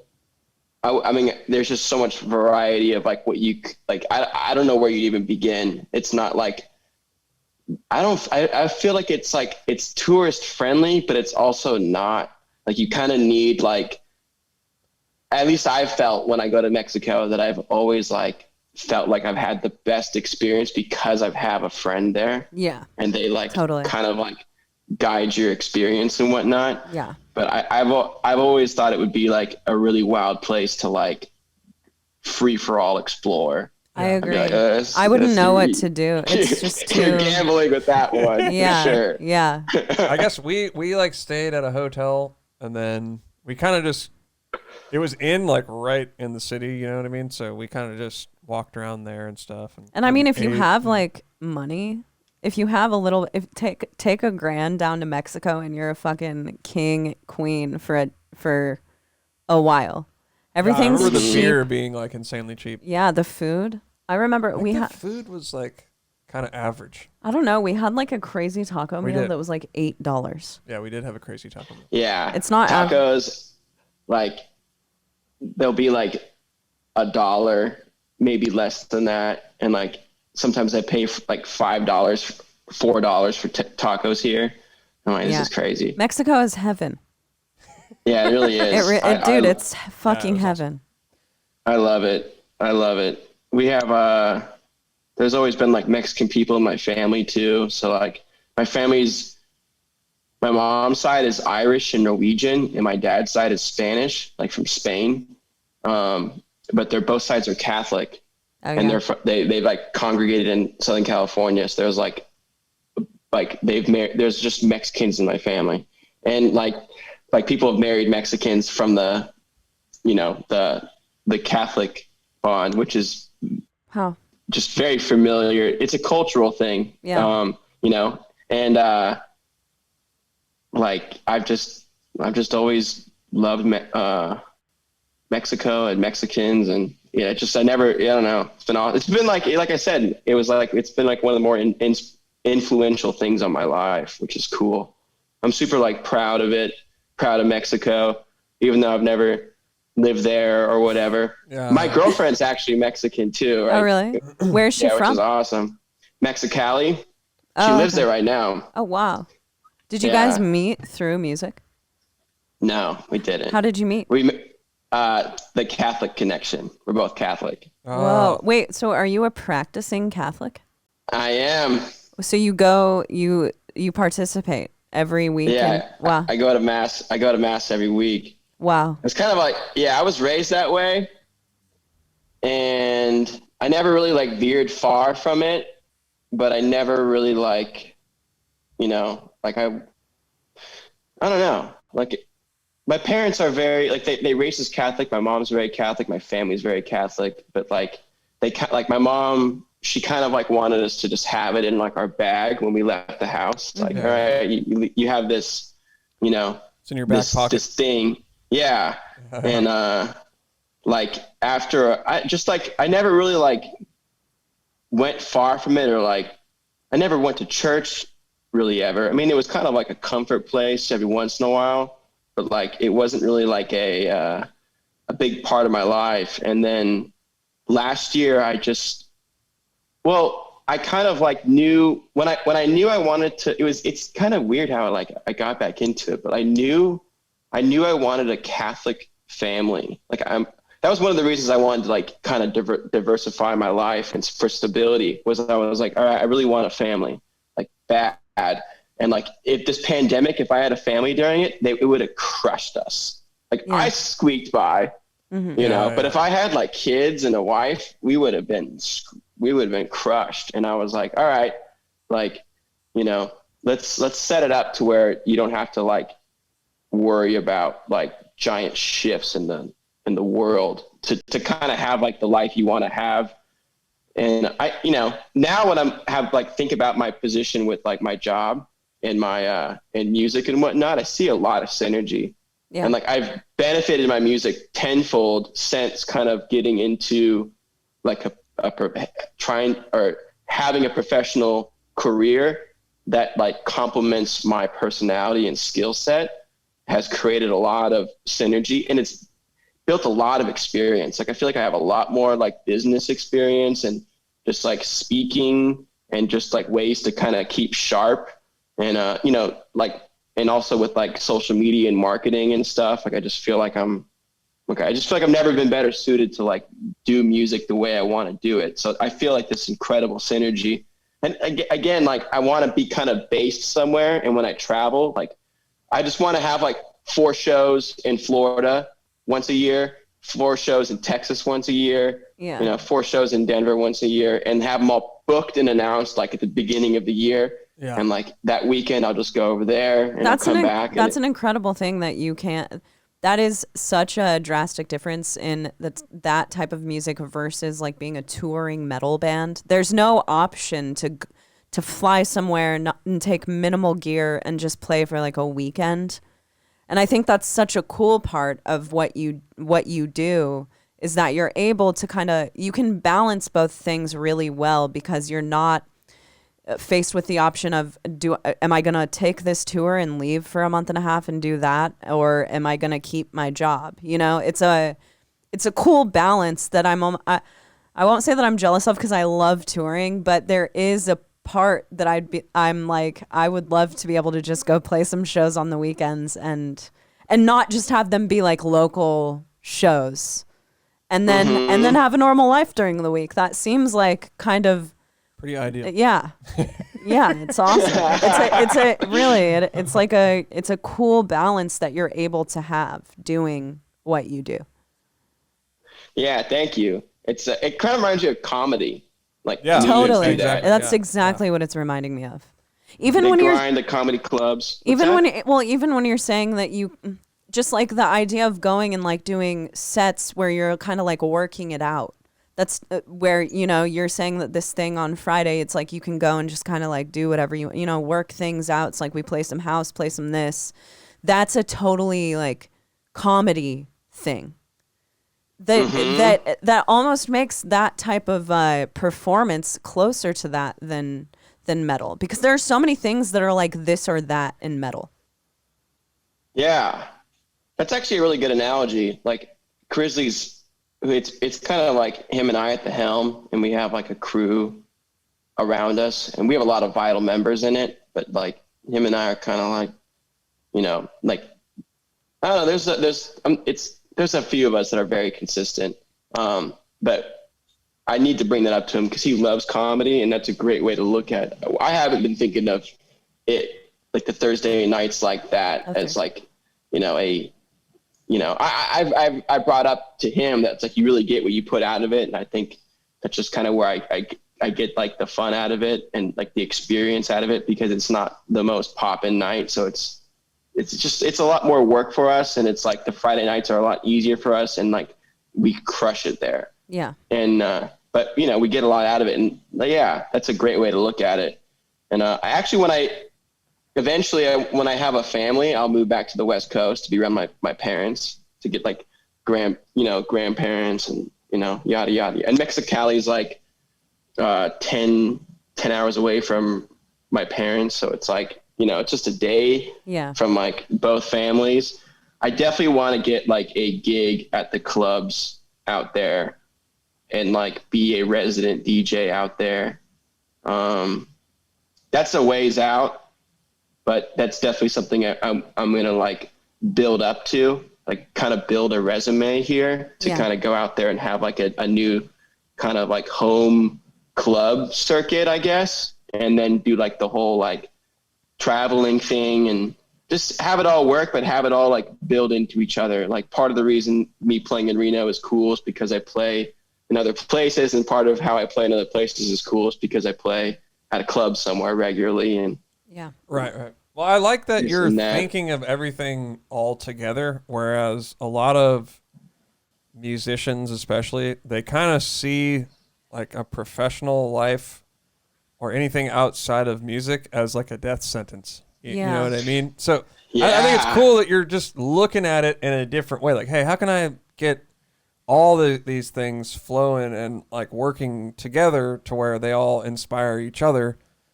instead of having this attitude like, oh, this is fucking me up, fuck this shit, and like I struggle with that too. I'm not going to lie. Like earlier today, I was all tripping like, fuck, I don't want to go to work tomorrow. This shit sucks. I should just be, doing blah, blah, blah, or whatever. So, I get it, but that is really cool that you're thinking of it that way. Yeah, thank you. I feel like it's something I feel like it's been clutch for me. Like it's really given me not just like kind of a financial stability that I am building and can rely on and can build the life I want reliably from it, but it really stabilizes me as like a person. Like I approach things more organized. Like I just know I have to like take care of myself, then take care of business, and then do like my diligence for like my job, and then do the extra stuff I want to do. And I know it's all possible because I can feel daily where I could have maximized time to achieve more. Yeah, and I know there's just a daily limit on how much you can achieve in a day as well. And like you and I have both grinded a lot. Like we have like the right experience and kind of like baseline knowledge to do a lot of things that people are still going to take years and years to figure out. Like, I don't need to spend, 5 years learning Ableton right now or whatever. I just need like a few hours a day to kind of like, tops just to kind of, on the weekend and here and there, you're going to have like these, more time for it. And you'll get to make those kind of decisions then. But, and sometimes, it's like anything else. Maybe you won't feel like it, but the best way to like kind of get after it is or get inspired by it is just kind of like start to do it again, totally.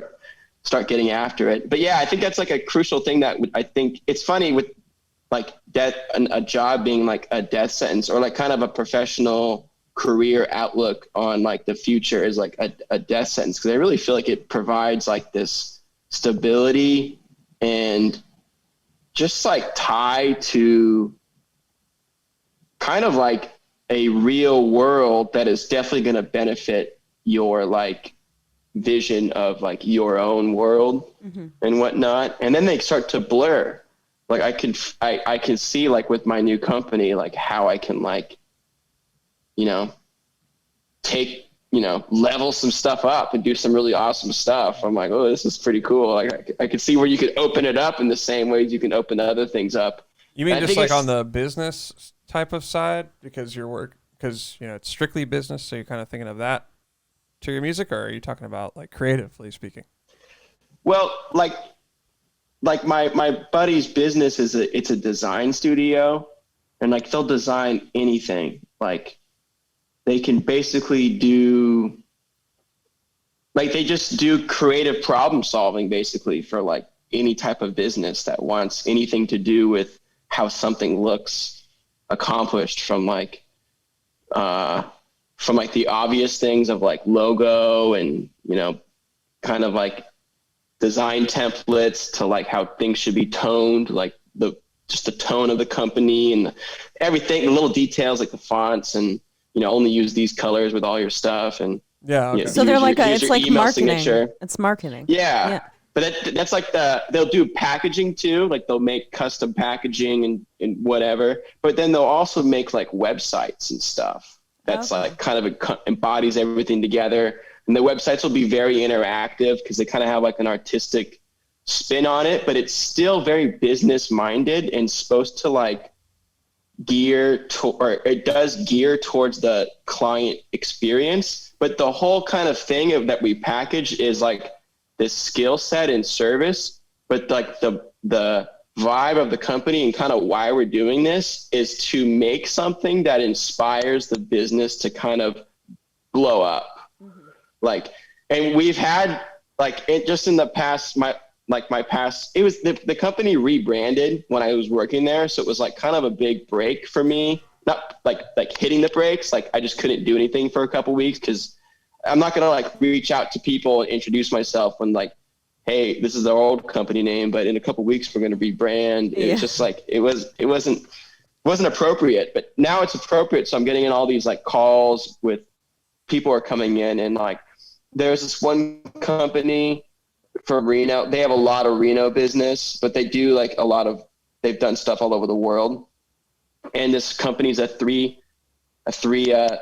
a third-party logistics company, which is basically just like warehouses and trucks. Like you could store stuff at their, like when your stuff gets too big for like to keep in your garage, you can rent out space over there and transport it around. And they're the company that does that. Yeah. And this guy has like he bought the company a few years ago and really like he took it. He's like, I think like, 5x'd the worth and yearly income of the business. And he wants to, he just been using the old brand and whatnot.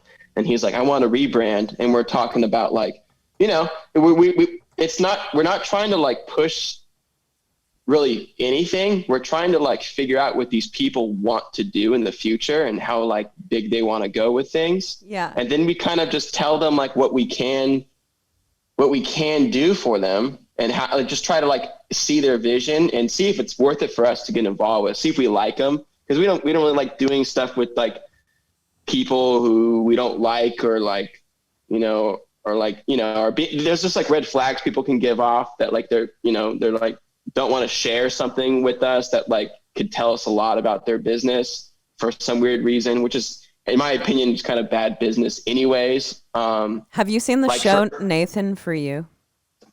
Yeah. So you guys kind of do what Nathan For You is doing, except you're not it's not a joke. Yeah, pretty much. And yeah, exactly. But like this guy was like, we're gonna rebrand his company, change the name, all new identity. But we're talking about like his website, and he's interested in a website and whatnot, and like he could definitely afford the websites, but he's like, if I get the website, my business is gonna grow. So I it's not just the cost of the website, it's the cost of me. Like I need to go lock down another warehouse somewhere to account for like the new business that's going to come in. Yeah. So it's like, it's really neat to kind of like, I mean, this is just like expanding kind of the local regional businesses there, but some people come in and they have national ideas. Like we're doing something in Reno, but we want to kind of do this in other places. And I don't know. I like it because I don't have an eye for design, really. I mean, I'm not like oblivious, but I don't know how to like open Photoshop, make something look great. That's kind of what I'm talking about. Like I could tell when something looks good or doesn't look good within reason. Like sometimes like, especially with my own stuff, like the big chocolate stuff, I'm like, I don't care about that. Now I have an art director, designer who's like, definitely has like, does all that thinking for me. And it's great because everything he's like, what do you think of this? I'm like, yep, send it off. Yeah. I'm his dream client for sure. Never, not one revision in our whole history of working together. There you go. Yeah. But like, I feel like I resonate more with these business people who like have this business that they're trying to grow.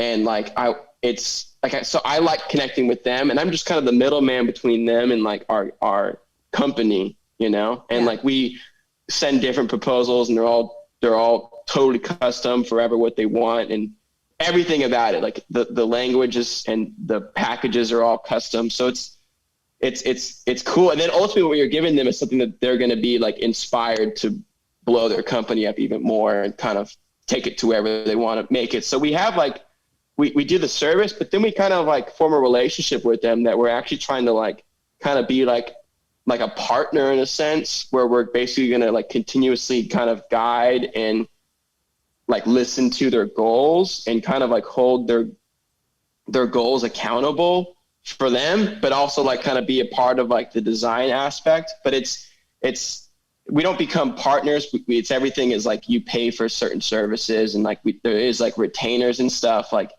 like we retain on people for like their monthly emails, like, we'll do, it's all laid out very specifically. Yeah. But it's great because I really like meeting these people, and they're all super smart, and like they have a lot to talk about, and like it's just a matter of kind of like getting to know each other, and then kind of like forming a relationship, and then figuring out how to like do the things that they inherently inquired your company for. Mm-hmm. And so I don't really feel like a lot of pressure on it. I'm still learning like the company process as far as like how we do things, so I can talk about it a little quicker. But I mean, I have no problem not knowing how our company does things. I'm just like, well, I'm gonna look that up. Yeah. I'll just get back to you. Yeah, that's always been my best like way to go when I'm at work and stuff, and they're like, oh, what about this? I'm just like, I don't know. I think saying I don't know is actually, it looks kind of smart. No, I think, you have the confidence to be like, it. I don't know, but I'm going to find out for you. Right. People who pretend to know everything and don't actually know everything, it doesn't fare well in the long run because it's lying. Yeah, you never look stupid if you're honest. Yeah, it's true. My line is always, I'm going to look that up. I never say, I don't know it. I always say, I'm going to look that up. And it's interesting because after doing that and applying it not just to like with, the professional stuff with business people or whatever you want to call that. But like even at the club, when someone's like, have you heard of this? and when you say I don't know, there's like a big like wall that comes down. But if you say like I'm gonna look it up, or I'm gonna look into it, it's like you're saying yes, but they can tell you about it, and it's like this weird pathway that like keeps the flow going. Absolutely. You know? Well, then someone feels like they've hit you off to something. And they're like, whoa, this DJ doesn't know about like my favorite song and I can introduce them to something. No is just not, no isn't an answer that people on the other side, the receiving side of no, feel like they can move past. No is a wall, but I'm going to look that up as a pathway. Like an interest. Yeah. For sure. I'm about to use that. I'm going to have to use that. Yeah, it's you know, it's like a practice. You can catch yourself when you're using the wrong language once you know the right language. And when you use the right language and feel the effects, and then when you go back and use the wrong language, you could definitely tell how important it is to optimize a lot of your language you use. It's very interesting. And that, you know, that's on one bit, but like I take that to like, it's like I just have a game with it. Like I just try never to say anything negatively like whatsoever, and like I just try to like, it's like a word game. Like I never try to take the negative approach to something or addressing something. Like like even if it's like I know people can be like it, I feel like the more I do it and the better I get at it, I never like turn people off. It's always like a turn on. Like it's always like kind of, you can always feel it. I always feel it. I've never had anyone be like, because I'm not like obnoxious with it. I'm definitely like listening to whatever is being said and just reaffirming that I'm listening, but in a positive way. Instead of like, you know, saying like, that sucks or something. I always try to, you know what I mean? Like I always try to say, but it's not like, I don't know. It's you like have feedback, you have to be sincere about it, otherwise it doesn't work. Yeah, like empathetic feedback, kind of like you're taking in what they're saying and relaying it back to them. Is that what you're saying? Yeah. But in your own way and not being corny about it, obviously. Yeah. Like, you know, if someone has like for instance, today, my girlfriend had to go take pictures with her family for something that she didn't know about, and she stayed up till like 7 a.m. And she might get mad at me for saying this, but she was like, I'm already up and I haven't slept at all and I have to go. And I'm like, I could have been like, I think I said like, oh man, of course. Oh man, like right away. Cause I was like, ooh, like no sleep is the worst thing in the world. But I wasn't going to be like, that sucks. It's their fault. Like, you know, I was just like, it's going to be a long day, but you got this, you know, like you're just going to have to clutch it. Like mentally, you know that this is going to happen. So you could definitely pull it off, and it's going to be great, you know, and then you add little things of support, like, what can I do? Or like, is so-and-so doing this, you know? Yeah, I'll try to, sorry, Tessie, I'll try to refrain from spilling your more personal, that's a thing. Really good way to be. I think if you could identify the process of how you're actually doing that, it'd be helpful to a lot of people. Because that's like, communicating is probably the number one hardest thing for everybody in business, or I would person say to person. Period. That's the hardest thing on the planet. What ruins relationships, friendships, courtships, business relationships, partnerships, bands, you name it. Yeah. I mean, communicating and communication. I have like sort of a temper. So like the way, even though I'm aware of the temper, like I'll still come off like, and I'll be trying to be nice, but it won't come off that way. Yeah, well, you know and everyone's form of communication is different as well. So it's like you have to tap into the vibe of everyone in communicating. You know, it's very much a skill. Exactly. A gift. Mm-hmm. Mm-hmm. So what I'm saying to you is that there you go. It's a product for you to distribute to people. Yeah, because you can improve the way you communicate, and you can improve the way you approach things or people, or, you know, externally and internally. And there is a lot of like people who try to coach or share that type of stuff. That's actually one of my bigger goals, is to like get into writing books. Yeah. Mm-hmm. But I feel like that's just like where people like really take things to a new level. Not just in terms of like harnessing in like what they're actually trying to write about for them, like just the experience of writing a book about something that they want to share. I feel like just totally like helps them dial it in and improves, like just is a big benefit to just them writing the book. But it's like right there, like just using the word "but." I hate using that word. Like it just like there's just better words to use. It just it inherently instantly nullifies like whatever you said before. Exactly. I heard that in that movie. I think it's called The Kite Runner. Is that a movie? That sounds familiar. I've definitely seen the cover of that. There's like a line that he says. A father says to his son, he's like, everything that you said before the word "but" is now you don't mean it. You know, like you're a really great guy and everything's going great, but blah blah blah.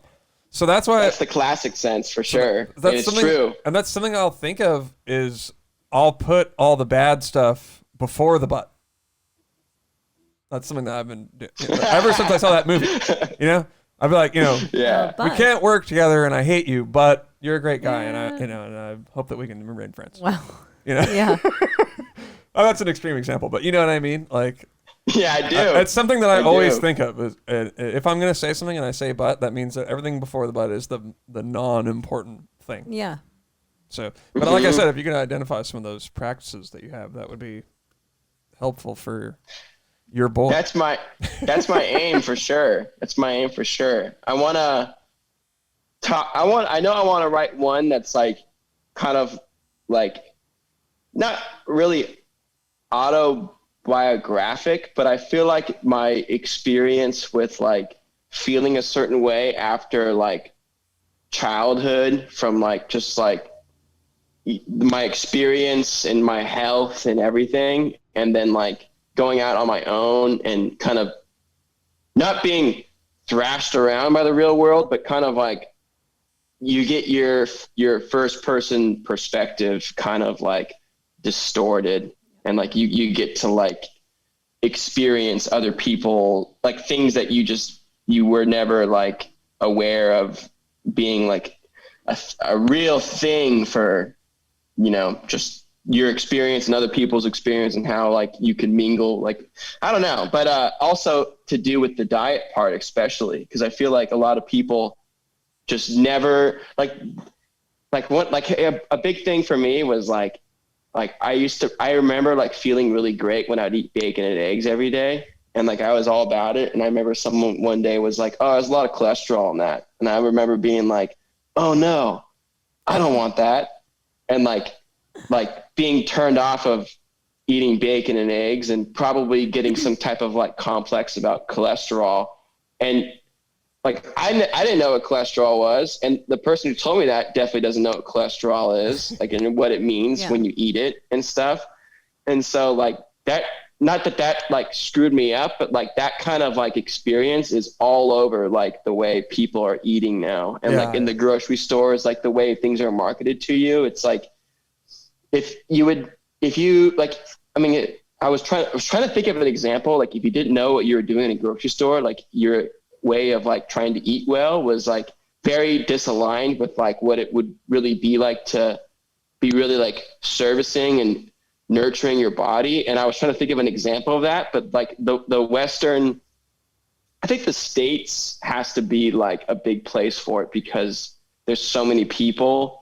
So they're trying to like feed so many people. I'm sure the whole world has this in some way, but the States, and also because it's really new, and a lot of these things were kind of like, I mean, I'm sure these things were kind of started everywhere, but like the whole like massive farming massive,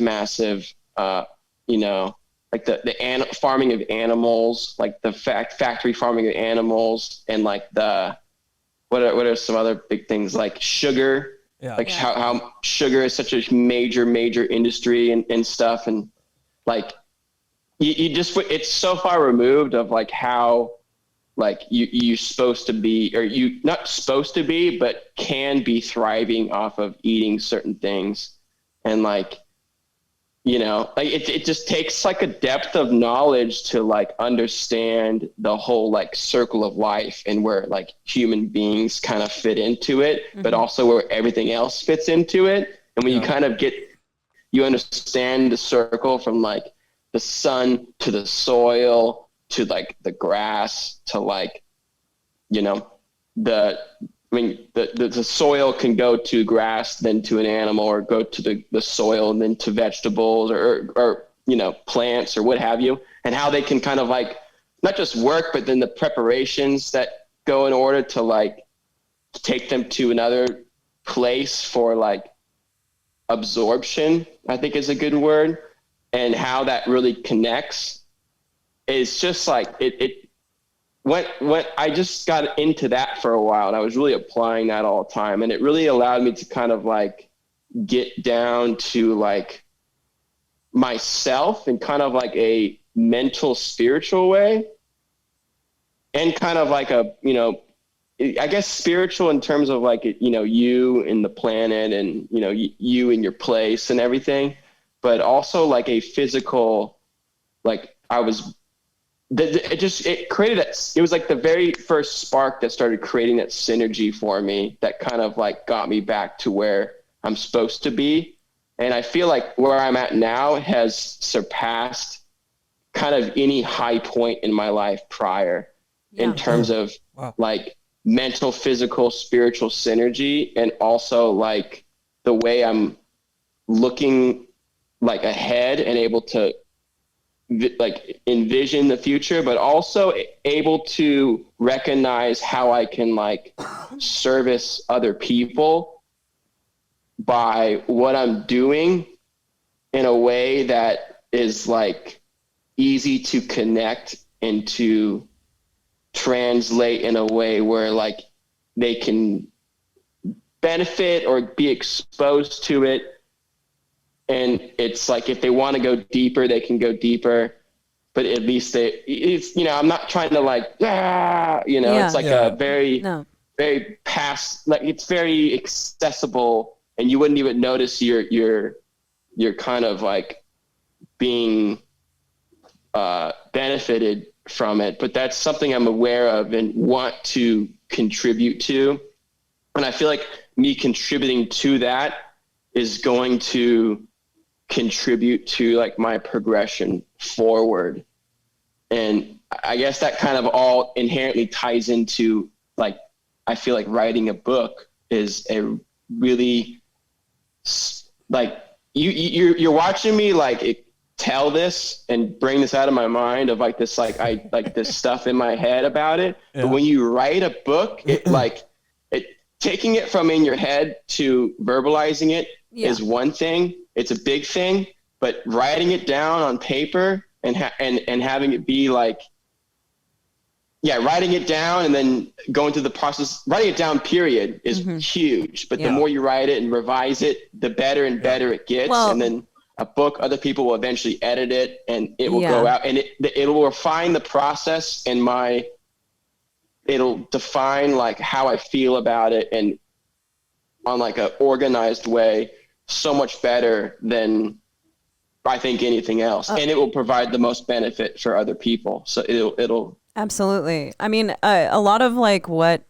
people say is just word vomit, which I do that, you do that, you do that. It's like, but when you get it down, when you write it down, and you can kind of understand what you're going for in the overall picture, and then you go back and revise it, and you can make it all just this neat little package of, this is what I think. It's not talking is just easy, and it's right there. And like, it's easy to just talk about ideas consistently and have them coming out, and there's no editing, no revising.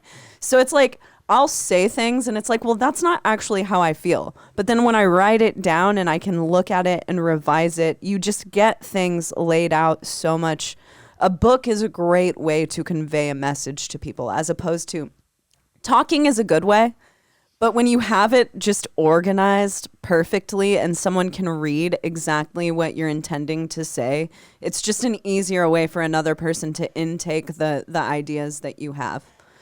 Because speaking can seem like just a lot of stuff. Yeah. Talking is thinking. Yeah, there's exactly. Not really much of a difference there. Exactly. So, yeah, I mean, definitely. I noticed that even when I'm making like a post on Instagram, it's like I'll like, write it in a note first, like think about what I'm trying to convey. You know what I mean? So. But I think that what you were getting at in that, I think that it's a lot of people, okay, so you can begin to talk about dieting and you kind of like, to people who aren't interested in dieting, it can seem like kind of crazy when you get on this like thing about how starting with your diet, integrating a good diet into your life it can totally flip your life in crazy ways. And it lends to getting better sleep. It lends to it being easier to wake up. It's easier to think throughout the day. And I don't think that because of just by pure nature of the American diet, we don't understand those benefits from childhood on. Like it's almost something that we have to discover. Because if you're eating like cereal and you're totally like overdoing your caloric intake for the day and you're just used to existing like that without like restriction, you don't understand what it's like to just eat the perfect amount of food or just to eat like the perfect nutritional food in a day and what that can do for the rest of your life. Because it seems kind of crazy. Like if you get on a diet kick, I've been there. I've been the person on a diet and I tell everyone how fucking great it is.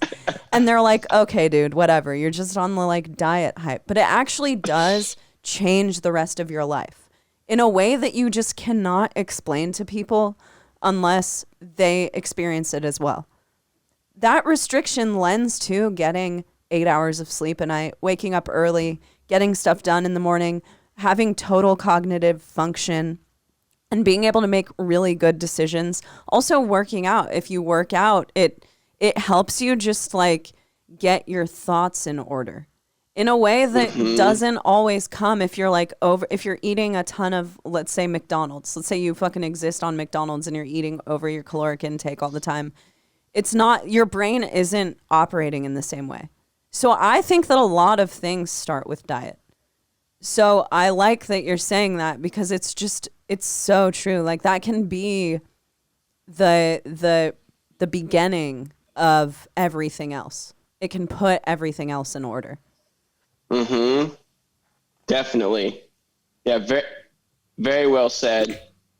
Definitely appreciate where you're coming from and relate to a few aspects of that, like in a comical way, like when you're doing things that are like really the diet hype thing and you're really killing it and you're like loving it and no one listens to you. Yeah. Like I remember when I was like building that, I don't think one person listened to me or took me seriously. And then like, I mean, it was like, I like to look at dieting as like kind of like a lifestyle, it's just like, I mean, it could be, if it's strict, it's like it's strict, but if it's like kind of loose, you still have like a certain lifestyle you're kind of living into. Yeah. And I've really like widened mine out to where like, the origins of it aren't really like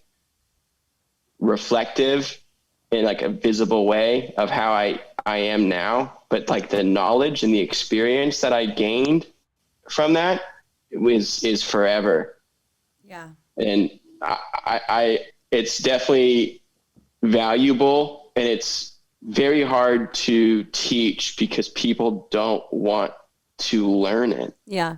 I feel that way about any kind of restriction. It's like integrating any kind of restriction into your life. A a lot of it can't last forever, but you'll learn something really important from every restriction that you put on yourself, whether you loosen it up in the future. Like say, okay, there was a while ago where I was like eating 1,300 calories a day. That's what I did.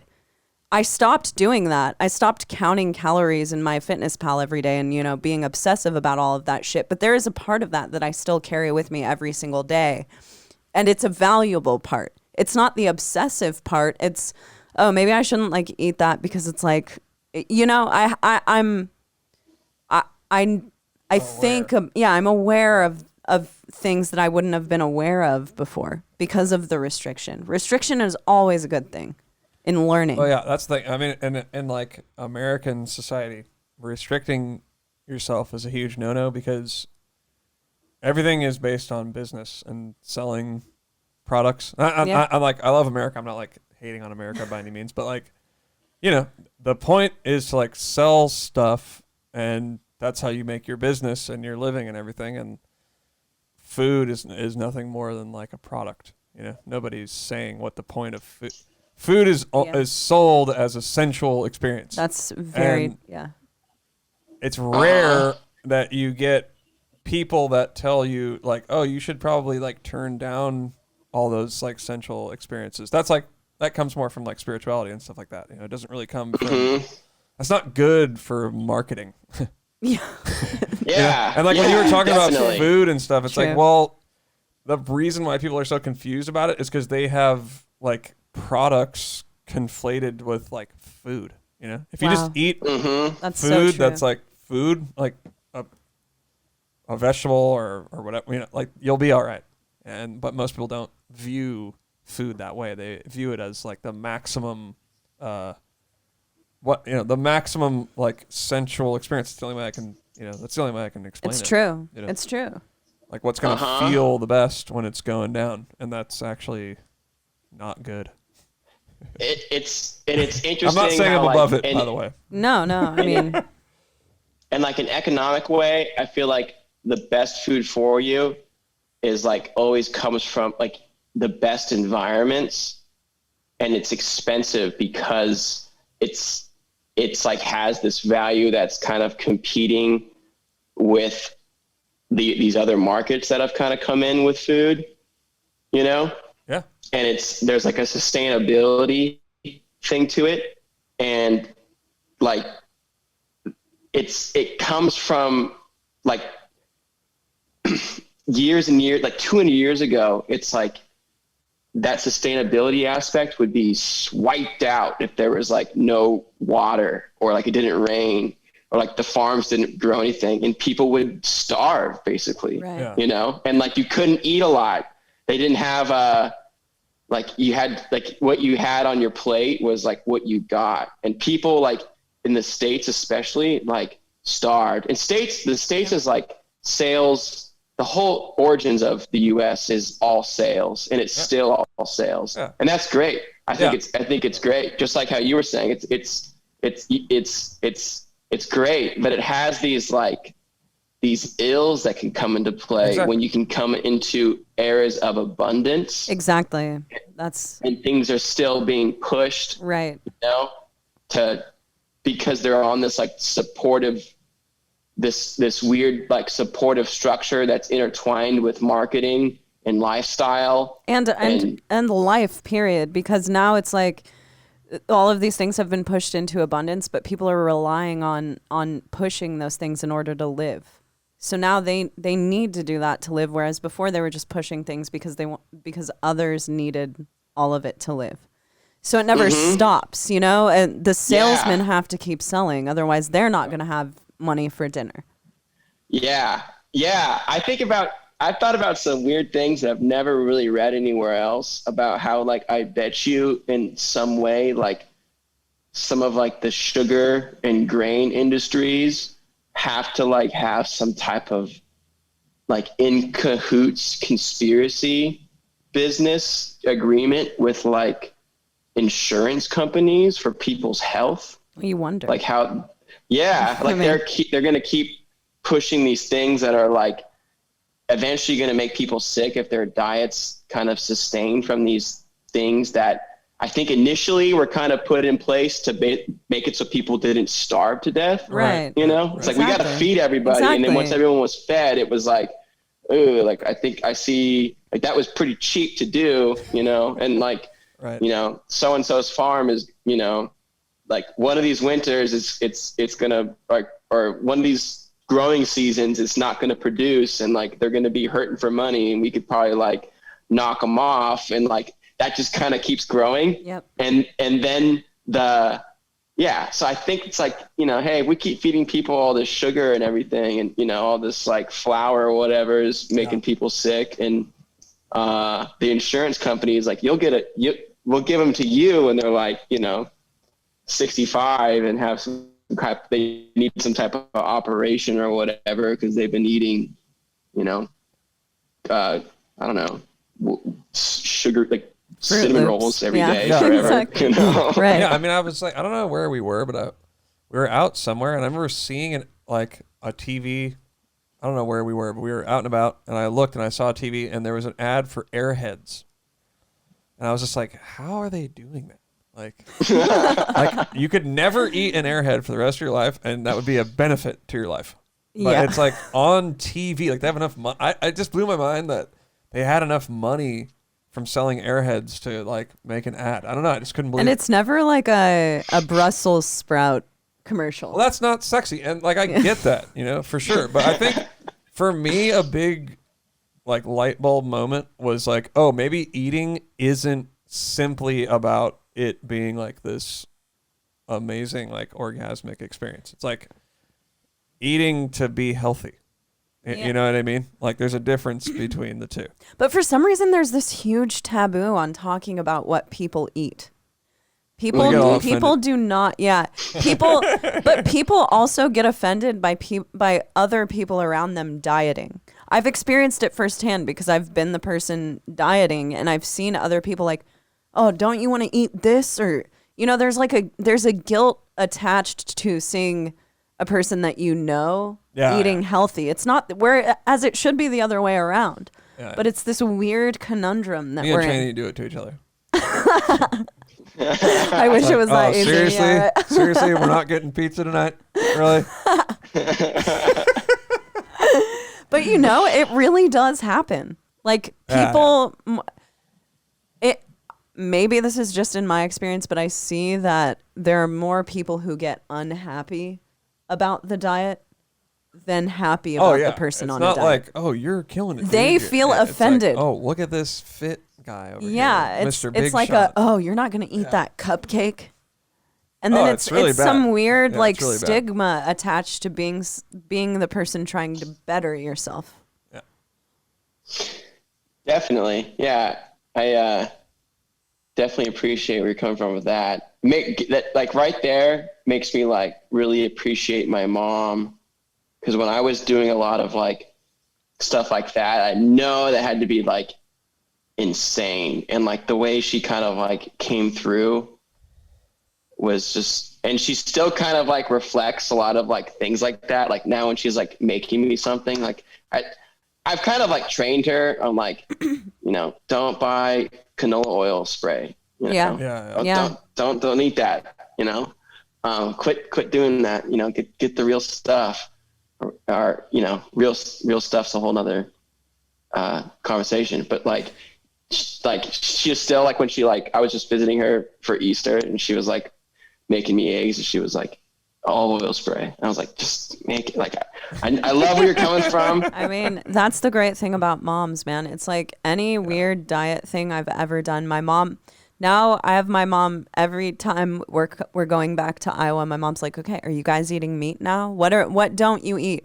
And we're talking about my Midwestern. My mom is this is so far from what she knows. It's so far removed from her life, but I love that I do have a mom, and your mom is great about that as well, because your mom's dieting is just as weird as any of ours. But my mom, you know, even if she hasn't heard of it, if it's vegan, she's like, okay, I'm going to figure out how to make a vegan cake for you. I'm going to adapt to this. And that is a great thing about having a good mom, a good support system there, because it makes all the difference. Unconditional love you know? Yeah. Unconditional love. That's the big thing that parents, you know, can really crush it on. When they nail that, it's the fundamental. Yeah, nothing else nothing else matters for sure. It's so true. Yeah. Parents can be the biggest fuck ups in the entire world, but if they love you no matter what and they support you no matter what, then it's like you can't really. I guess that would make them not the biggest fuck up in the entire world, just inherently. Definitely. But that's Definitely. a huge, very important thing. Oh yeah. Yeah, shout out to all the parents out there. For real, man. Our moms are listening to this. That's I don't know for if they're sure. listening My this mom much. listens We're to every already, episode. Like over 2 hours. My mom is deep, like, so. "Oh, I heard you talking about this on the podcast the other day." Like, it's my mom's so favorite funny. thing. Right on, man. That's Well, fuck. so We don't want to great. keep you all night, dude. I don't know if you got to work in the morning or whatnot, but Oh yeah. I mean, I'm hanging. I'm really enjoying this. yeah, it's a good time. Yeah, for real. I have had a fantastic time Fuck yeah, man. this evening. Dude, me too. Me too. It's a pretty good place to end it too. Talking about giving the love to the parents. Going all the to way the back, parents. all the way back around. Or if Yeah. not, even if you don't have that parent figure in your life, finding one person who can give you that unconditional love, that makes all the difference. They won't judge you for your diet. They won't judge you for playing fucking brutal death metal. Yeah. Or whatever path you want to go in your life. That's the key, man. I know we didn't even get into your brutal death career, but we'll have to have you back, man. Yeah, I would love to come back. I think this is a good first appearance to talk about all. Yeah, dude, I was excited to have you on, man, and that was really great. So yeah, it was really great. Thank you, man, for real. Thank you. It was great. Next You guys are time we'll talk fantastic. about metal. We'll talk about metal, and Chaney and I'll we might have to make a little appearance out. Yeah, we might have to come to Austin. Yeah. Oh shit. That'd be fantastic. All right, have a good week, everyone. All right, brother. Find that person, that unconditional love.